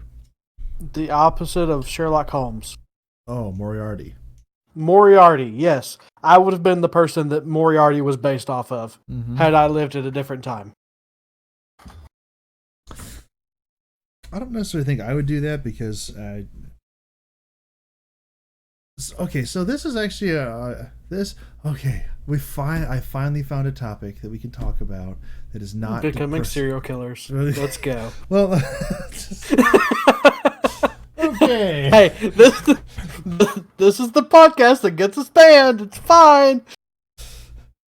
I was fine with the first part. This part, you want to ban us for the first 2 hours? Okay, this part, not so much. Because now okay. I'm being serious, but I'm not being serious. Have you ever? This is an issue that I have with a lot of film villains. They seem to have no real motivation for what they do. Like, I can't imagine that any of these people are actually intelligent enough with their stated goals to pull off the things that they do. So, think of every megalomaniac in every movie ever. I am going to rule the world. Is that really feasible? Is that really plausible? Do you really think you're going to be able to pull that off? I mean, everybody who's ever tried before, it's not gone real well for them. Like Hitler. Okay, Hitler got pretty close. He really put his effort in, and then he went crazy and he killed himself and he died. And even if he hadn't killed himself, we would have killed him just in the worst way possible, as he deserved. Would we have killed him though? Oh yeah, oh yeah, like on international television. You sure he would have been just tortured until he died of old age? No. Because so here's the thing. Um, while there was certainly a lot of retribution to be done for all the stuff that he did, the countries meeting out that retribution have a sense of decorum, and that decorum would be like, yeah, you need to die. And in fact, if you look at the Nuremberg trial, actually, did the Nuremberg trials actually sentence anyone to death? That's a good question. I don't know the answer to that one. That might be something for me to look up. I would assume that they did, considering the things that the people who were being tried, considering what they were doing. But I don't actually know if they were sentenced to death. They definitely should have been. I mean, but I think the only one, the only one who didn't like get the book thrown at him was Albert Speer, who was referred to as the good Nazi because after receiving a direct order from Hitler to destroy all of Germany's railroads to prevent the Allies from using them for to bring in troops and supplies and stuff to back up their army, Albert Speer did not do that because he realized that they were going to lose the war and he didn't want to cripple his own nation after they lost. And if he had done that, then the German people would have never recovered. And so he was actually given a lighter sentence because he thought about more than just Der Fuhrer's orders. So kind of interesting idea there, but yeah, I need to look that up to see if anyone was actually sentenced to death at the Nuremberg trials. Interesting. I never thought of that. I just always assumed that they were. But okay, Hitler may be the bad example. Alexander the Great conquered the world, got depressed, died. I don't actually think Genghis. I'm sure Genghis Khan had something happen to him. I haven't done any research on him other than that he is like the ancestor of like 1/4 of all of China. Yeah, you see, the key is to set your expectations in a favorable light and stay out of the light. Work in the shadows, work in the background. I'm gonna be honest, and this is a terrible thing to say, but I've heard it said before, and I kind of have to agree with it. As long as you can stay off like the major public radar, the best way for a megalomaniac to really, scratch their itch of megalomania is to become a cult leader. Like some like The Cult in Waco. There's a it's on Netflix, unfortunately. But if you still have a Netflix going and you're not going to cancel it, I would recommend using it for something beneficial, and you should watch the series Waco. I'm quite sure there's another way to watch it out there some way. It's very informative. It's very entertaining. The actors are good. The story is true. The presentation of it is pretty spot on. There's a couple things where they take some liberties for dramatic purposes, but it does a very good job of presenting the story, even if they are skewed pretty heavily in one direction. But the Branch Davidians, and I forget his last name, David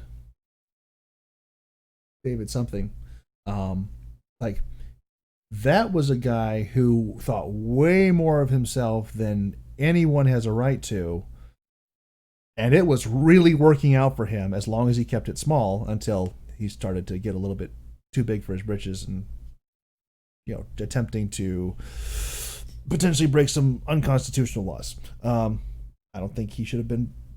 I don't think the laws that he was about to be prosecuted, or that he could have been prosecuted on, are. I don't think those are constitutional. And I really don't agree with their attempt at enforcing those laws on him and everybody else who died in that siege. But if in terms of like megalomaniacs actually having reasonable, accomplishable goals, you gotta really hand it to the man for kind of seeing the extent of his reach, and then going past it at one point. But yeah, that's a dark topic. I don't know if I want to go there. We're already there. I mean, it can go very, very wrong. Like Jonestown, that's one of those cases where it went really wrong.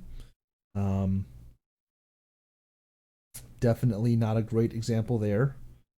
But again, guy overreached. You gotta have attainable goals if you're gonna really be the worst that humanity has to offer. Right, Masters? Precisely. I think that's know your limits. I think that's why some of the best of the some of the best potential like bad guy villains are found in westerns, because they aren't people who are trying to take over the world. They're people who are just trying to take over their valley. They're a power hungry rancher or a corrupt sheriff or something like that, and they know that like this is their territory and this is their area, and they got pretty much everyone else around them convinced, and then like one person comes in and messes up the whole thing, and that's how you have a movie. But I almost want to, now that I'm thinking about it, I almost want to see a movie where there is a corrupt sheriff of a town and nobody comes riding in to save the town. I kind of want to see this film. I think that might be very entertaining for all the wrong reasons. I want to see more films where the villain wins. So do I. Oh, so do I. It's like, why? I mean, again, good always triumphs. There's not. I mean, I was saying that earlier about that there's nothing so bad people can do that it can overcome good. But and that's just a statement of presupposition in how real life plays out. But history is written by the winners. That's true. Interesting thoughts. But you know what? An interesting thought I had the other day. So you know how people are always talking about the Native Americans and we came over and stole their land, and the only way you're not an immigrant to America is if you're a Native American and all this stuff. Yep. The Native Americans are not native to America by that standard either. They came over from like the China-Russia area when the ice bridge was connecting Alaska and Russia. Walked across the Bering Strait. Yeah. So by those standards, Masters, I'm gonna clue you in here. You are about a decade late to the party on that one. We've known about that one. That Yeah, well, isn't. I just saw something recently that I was just like, well, actually, Yes. Well, actually, um, yeah. And then when they got here, they were not particularly noble people. They did all the same things as people were doing everywhere else in the world at that time: wars and slavery and massacres and things that you shouldn't do. And I mean, again, Hey, no, I'm not. Nope. That's a statement that'll get me off of Twitter and everything else. Because that was the other thing from YouTube this week. Oh, I almost forgot about that. YouTube has now made it a part of their policy that people's behavior off of YouTube's platform can be grounds for deplatforming them on YouTube. And I think that is a dramatic overreach. And I don't think so. If they are paying their bills, if you are part of their money scheme, I mean, it'd be the same as if my employer didn't like what I put on my Twitter and fired me for it. Well, here's a difference. YouTube refuses to classify content creators as employees. Like they're like you. Okay. Wow, this is about to get political. So Section 230 of I forget of which law it is, but it basically the thing that allows platforms like YouTube and Twitter and Facebook to have people who have essentially carte blanche to post whatever they want online. They just post it. But the thing there is that it makes a delineation between a publisher and a producer. And a publisher is just someone who says, okay, you have this thing, you want it published, we'll publish it. We're not responsible for what you publish. We're not responsible for what you throw out there. We're just going to let you do it. A producer is a person who comes on and says, oh, I'm going to curate your content and say that I don't think that this is right and I don't think this is that. YouTube and Facebook and Twitter are all like holding their hands up in surrender saying, oh, no. We are publishers. We are not producers. We are not people who are, we're just letting people do what they want. Except for this, that, the other, and this thing, and we don't really like this, and we have this political agenda, and it's like, no. You are either one or the other. You can't be both. You can't have the protections from being legally liable for things that are posted on your site, and you also can't have the ability to say what is and is not allowed on your site. Because if you have the ability to say what is and is not allowed on your site, then you become liable for what you allow to be put on your site. Is that a clear enough explanation for you, Masters? For lawyers, absolutely. I'm trying. Okay. So let's stop talking about law. Let's talk about dogs. All right. Dog? Dog. Yep. You're more of a cat person. I get you, but the dog works better for this analogy. So you see a dog running down the street. You think, oh, that's a cute dog. You see him running down the street a couple times during the week. One day you walk outside and you try and lure him over to you with some food. Dog comes over, eats the food, runs away. No problem. You keep this up, you keep feeding the dog, keep feeding the dog, keep feeding the dog, keep feeding the dog. The dog starts to hang around the area a lot more. He starts coming into your house. He starts sleeping on the bed, all kinds of stuff. 3 weeks later, your neighbor knocks on the door and says, hey, your dog is pooping on my lawn. And you're like, well, it's not my dog.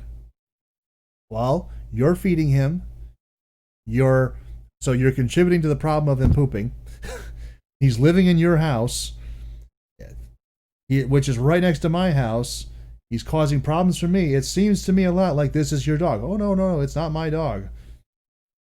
But it lives in your house, and you're feeding him, and you're helping him, and all this kind of stuff. That's kind of where YouTube and Twitter and Facebook and all these major social media sites are right now, where they're trying to have the dog to but not be responsible for what the dog is doing. But they're also trying to keep the neighbor from having a dog at the same time. Like, okay, you can't have a dog, but you have to put up with my dog's poop. But it's not my dog, so it's not really even my dog's poop, so I don't have to worry about his poop. And you still can't have a dog because your dog might poop on my lawn. Just in case you're wondering, you're not making this any clearer. I'm doing the best I can. It's very complicated. But yeah. The argument that they're making doesn't make any sense. So trying to explain it is also very difficult. Because either you're responsible for something or you're not. And because they are refusing to say that whether they are or whether they aren't, I mean, they're saying that they're not responsible, but they're taking every action to say that they are. Actions, I think, should speak louder than words. If you're going to have the dog living in your house, feeding the dog, taking care of the dog, everything else like that, if the dog poops on somebody else's lawn, you should have to be responsible for that. Otherwise, don't invite the dog in. Just let it be outside. Let it do its thing. If it poops on your neighbor's lawn at that point, it's not your problem. Because it's definitively not your dog. You're not doing anything to either help or hinder that dog in that process at that point.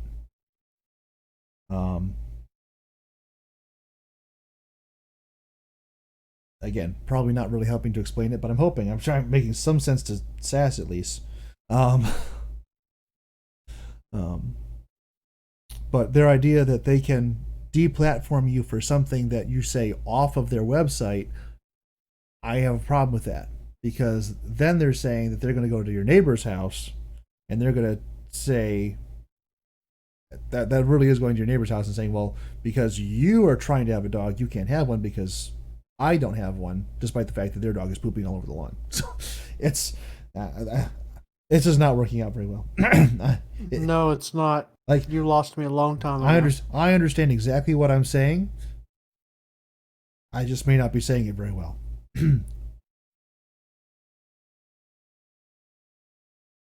Anyway, I don't know. Let's see. Where was I before I got off on that YouTube thing? No idea. No idea whatsoever.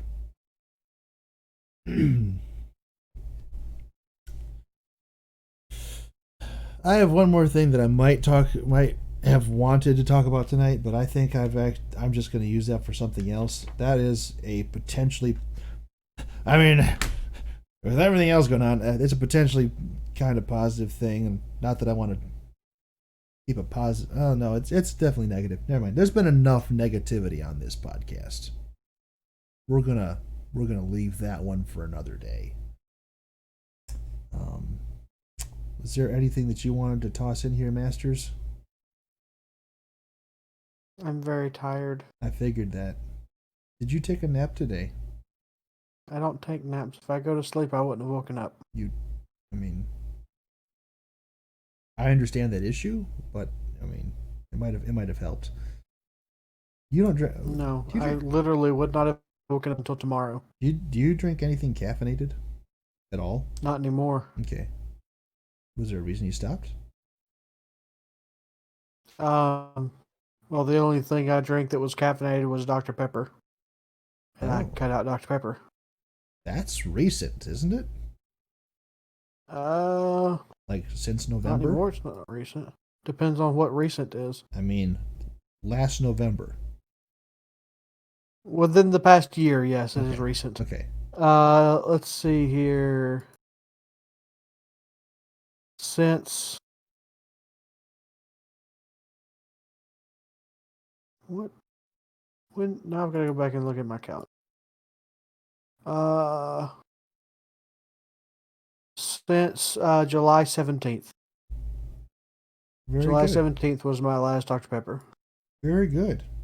Was it just because you're cutting out caffeine? Was it you're cutting out pop? I was trying to cut out soda, yeah. Okay. Are you... not trying. I have successfully cut out soda. I was straight water up until about 2 or 3 weeks ago. I started drinking tea again. Okay. but it's decaffeinated. So I've added sugar back in. Though since I've started drinking tea, I've started eating less ice cream. So That's a good yeah, thing. I cut out Dr Pepper and my ice cream consumption went up, and then I brought tea back in, which has sugar in it, and so it brought my ice cream consumption back down. So I was gonna ask if you've seen like any sort of like positive Nope, things. not a single thing. So I I cut mean, out Dr Peppers, and my body started craving sugar. oh yeah, like sugar is one of the is like the most difficult addiction possible to break. Yep, but Um, I've broken the one for caffeine. woohoo! I remember a couple years ago I cut out pop, and I assumed that I was gonna drop all this weight, and I didn't, and I was shocked. Well, I thought I was too until I realized, oh, well, I've probably eaten more sugar from the ice cream than I ever did from the Dr. Peppers. So actually, now that I've switched back to tea, Mm-hmm. I think I am actually consuming less sugar now than I was when I was just drinking straight water Uh huh. because tea is the only thing that I have that has added sugar in it. Right. Everything else just has the natural sugars. Wow. And so I've stopped eating as much ice cream and sweets since then. That's good. I've stopped So eating. maybe now I'll start seeing signs of it. I say I cut out pop years ago, maybe 5 6 years ago, and I was expecting like some massive change in my body, and I was wrong. It did not happen. I didn't start eating anything more or less in response to it. I just didn't see any change, which was very disheartening because I'm like, man, I really enjoyed that. But I guess I'm healthier now, so I even without having lost a lot of weight from doing that. But oh well. At this point, I like the thing that I do. Okay, so everyone has like some vice or something that they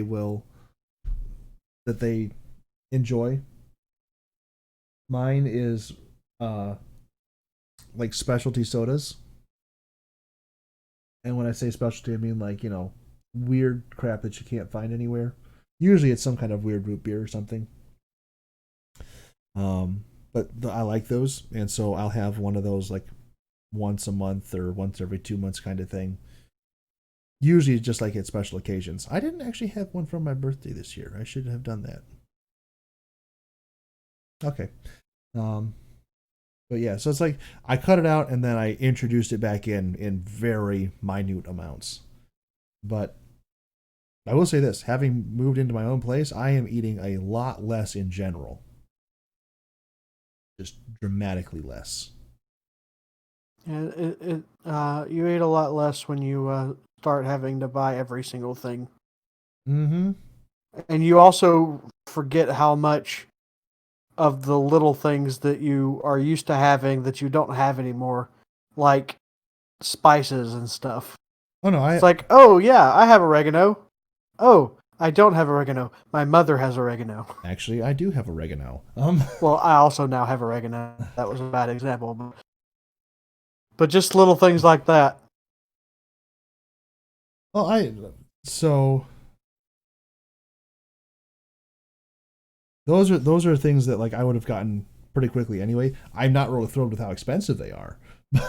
I mean, when I say expensive, it's like, oh, it's $3 for this little bottle. Well, that bottle's going to last me like all year long, so it's Hmm. not actually all that expensive. But I'm a penny pincher, and I'm trying to justify spending $3 on something that fits easily in the palm of my hand, and that's probably not a healthy frame of mind to have. But you know, we all have our issues. Some people don't think, some people overthink. I fall very clearly in the second camp. Very clearly. Which, if I fell less in that second camp, I might actually have a lot easier time with a lot of stuff. But at the same time, I see a lot of issues that I have avoided by overthinking things. whereas other people presented with similar opportunities have not overthought things or perhaps even thought about them at all, and results have been less than stellar.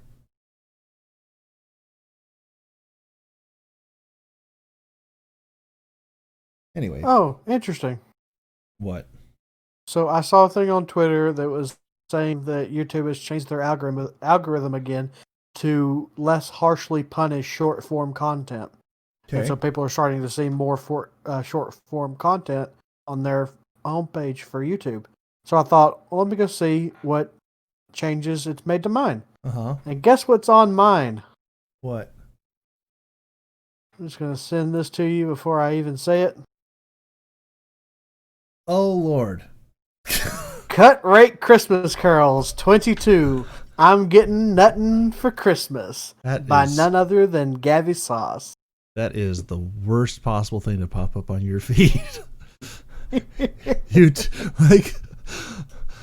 that? Oh, and I'm going to do it for you because you probably won't. I'm going to post it in here. Oh, Lord. So now everybody can enjoy. Enjoy is a strong word. Oh.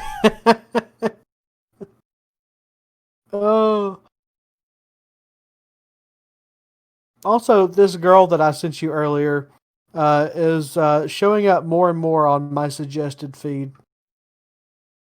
Well, as soon as you watch one video, they want to send you all the videos. You're not wrong. I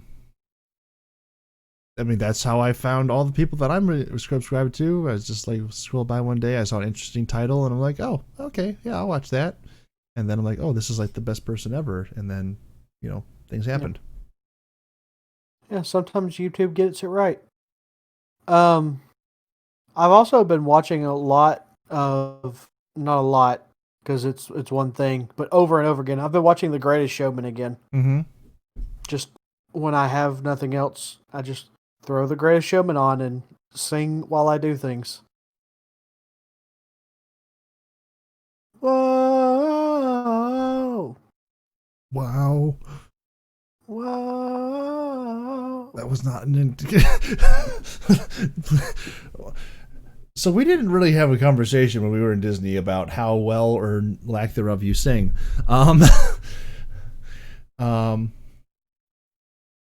I sing poorly on purpose a lot of the time. Okay, I can't. Like, if I catch myself singing poorly, I have issues. I do it on purpose because I can sing. Mm-hmm. I just don't like to sing, and so when I'm with somebody that I think would enjoy my singing, I sing badly on purpose so they don't ask me to sing. Yep, no worries about that here. Exactly. Because I don't want to put you in a position where you want to ask me to sing with you during something. Because I don't like singing.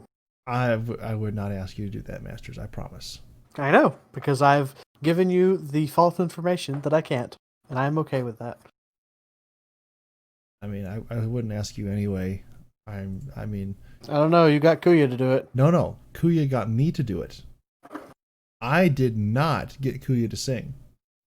Kuya decided that he was going to sing, and he asked me to come along and help him make it somewhat less bad, and I don't think it helped. Nope, not at all. Not remotely. Not in the slightest.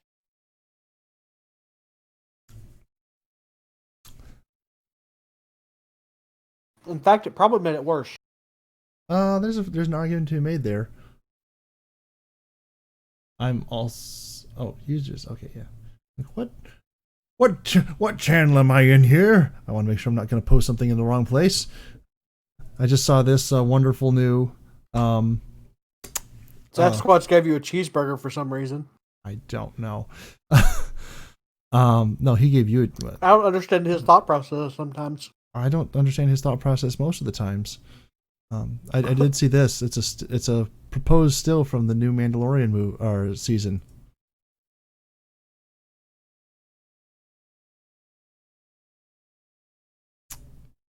Process that for a second. Wait, what? I just posted a picture in the yes, I see that. Yep. still from Mandalorian season 2, right? No, it's not. Oh, come on. Why would that be that? Why? Just, I don't know. Am I supposed to lie with you? Is that what you want me to do? I mean, the audience didn't know until you said no.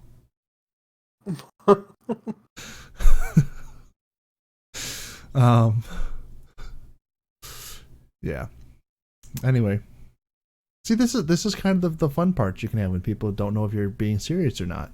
You say something, you just kind of lead them on, you give them a little bit of non-information. Eventually, they go look it up, and they come back 6 weeks later. And they say, "You're a terrible person." And I said, "Well, I could have told you that if you just asked, but or if you'd have just read my Twitter bio, that also counts for it, I think."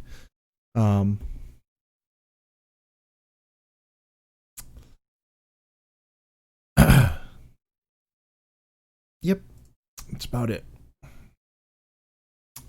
Anyway, Mr. Masters, is there anything else that you have to address tonight? Nope, I think that covers everything that you wanted to talk about. There was nothing that you wanted to talk about? I had a very boring week. It went by really quickly. Okay. Well, then I will say thank you all for tuning in tonight or today or whatever time or place or far off galaxy you may be listening in from. If you are in some far off galaxy and you're listening to this, number one, congratulations. You got pretty far from Earth. I'm impressed by that. I'm kind of sad that after all those great technological advancements, the best that you could come up with to pass the time is our podcast. Particularly you getting in 12 episodes and deciding that this was still something that you wanted to spend your time hurtling through space listening to. I would question some of your life decisions, and but still very impressed that you managed to get that far outside of our solar system. Kudos to you. To be fair, it could be an alien life form whose job it is to intake all of the waves that come from Earth, and they have to listen to them to process them. And so they're sitting there banging their head on their desk going, "I hate my job, I hate my job, I hate my job." Now, if we want to talk about a job that would really turn your brain into spaghetti, that is the one. Oh, man. Oh, yes. Anyway, on that cheery note, thank you all for watching. We do appreciate you. Hopefully next week I will be in a much more positive frame of mind. Hopefully Masters will have gotten a little bit more sleep. We'll see how that works. Don't cross your fingers for either one of those, and definitely don't hold your breath or you won't make it till Tuesday. And we will see you all in the next episode. Thank you and goodbye. Later.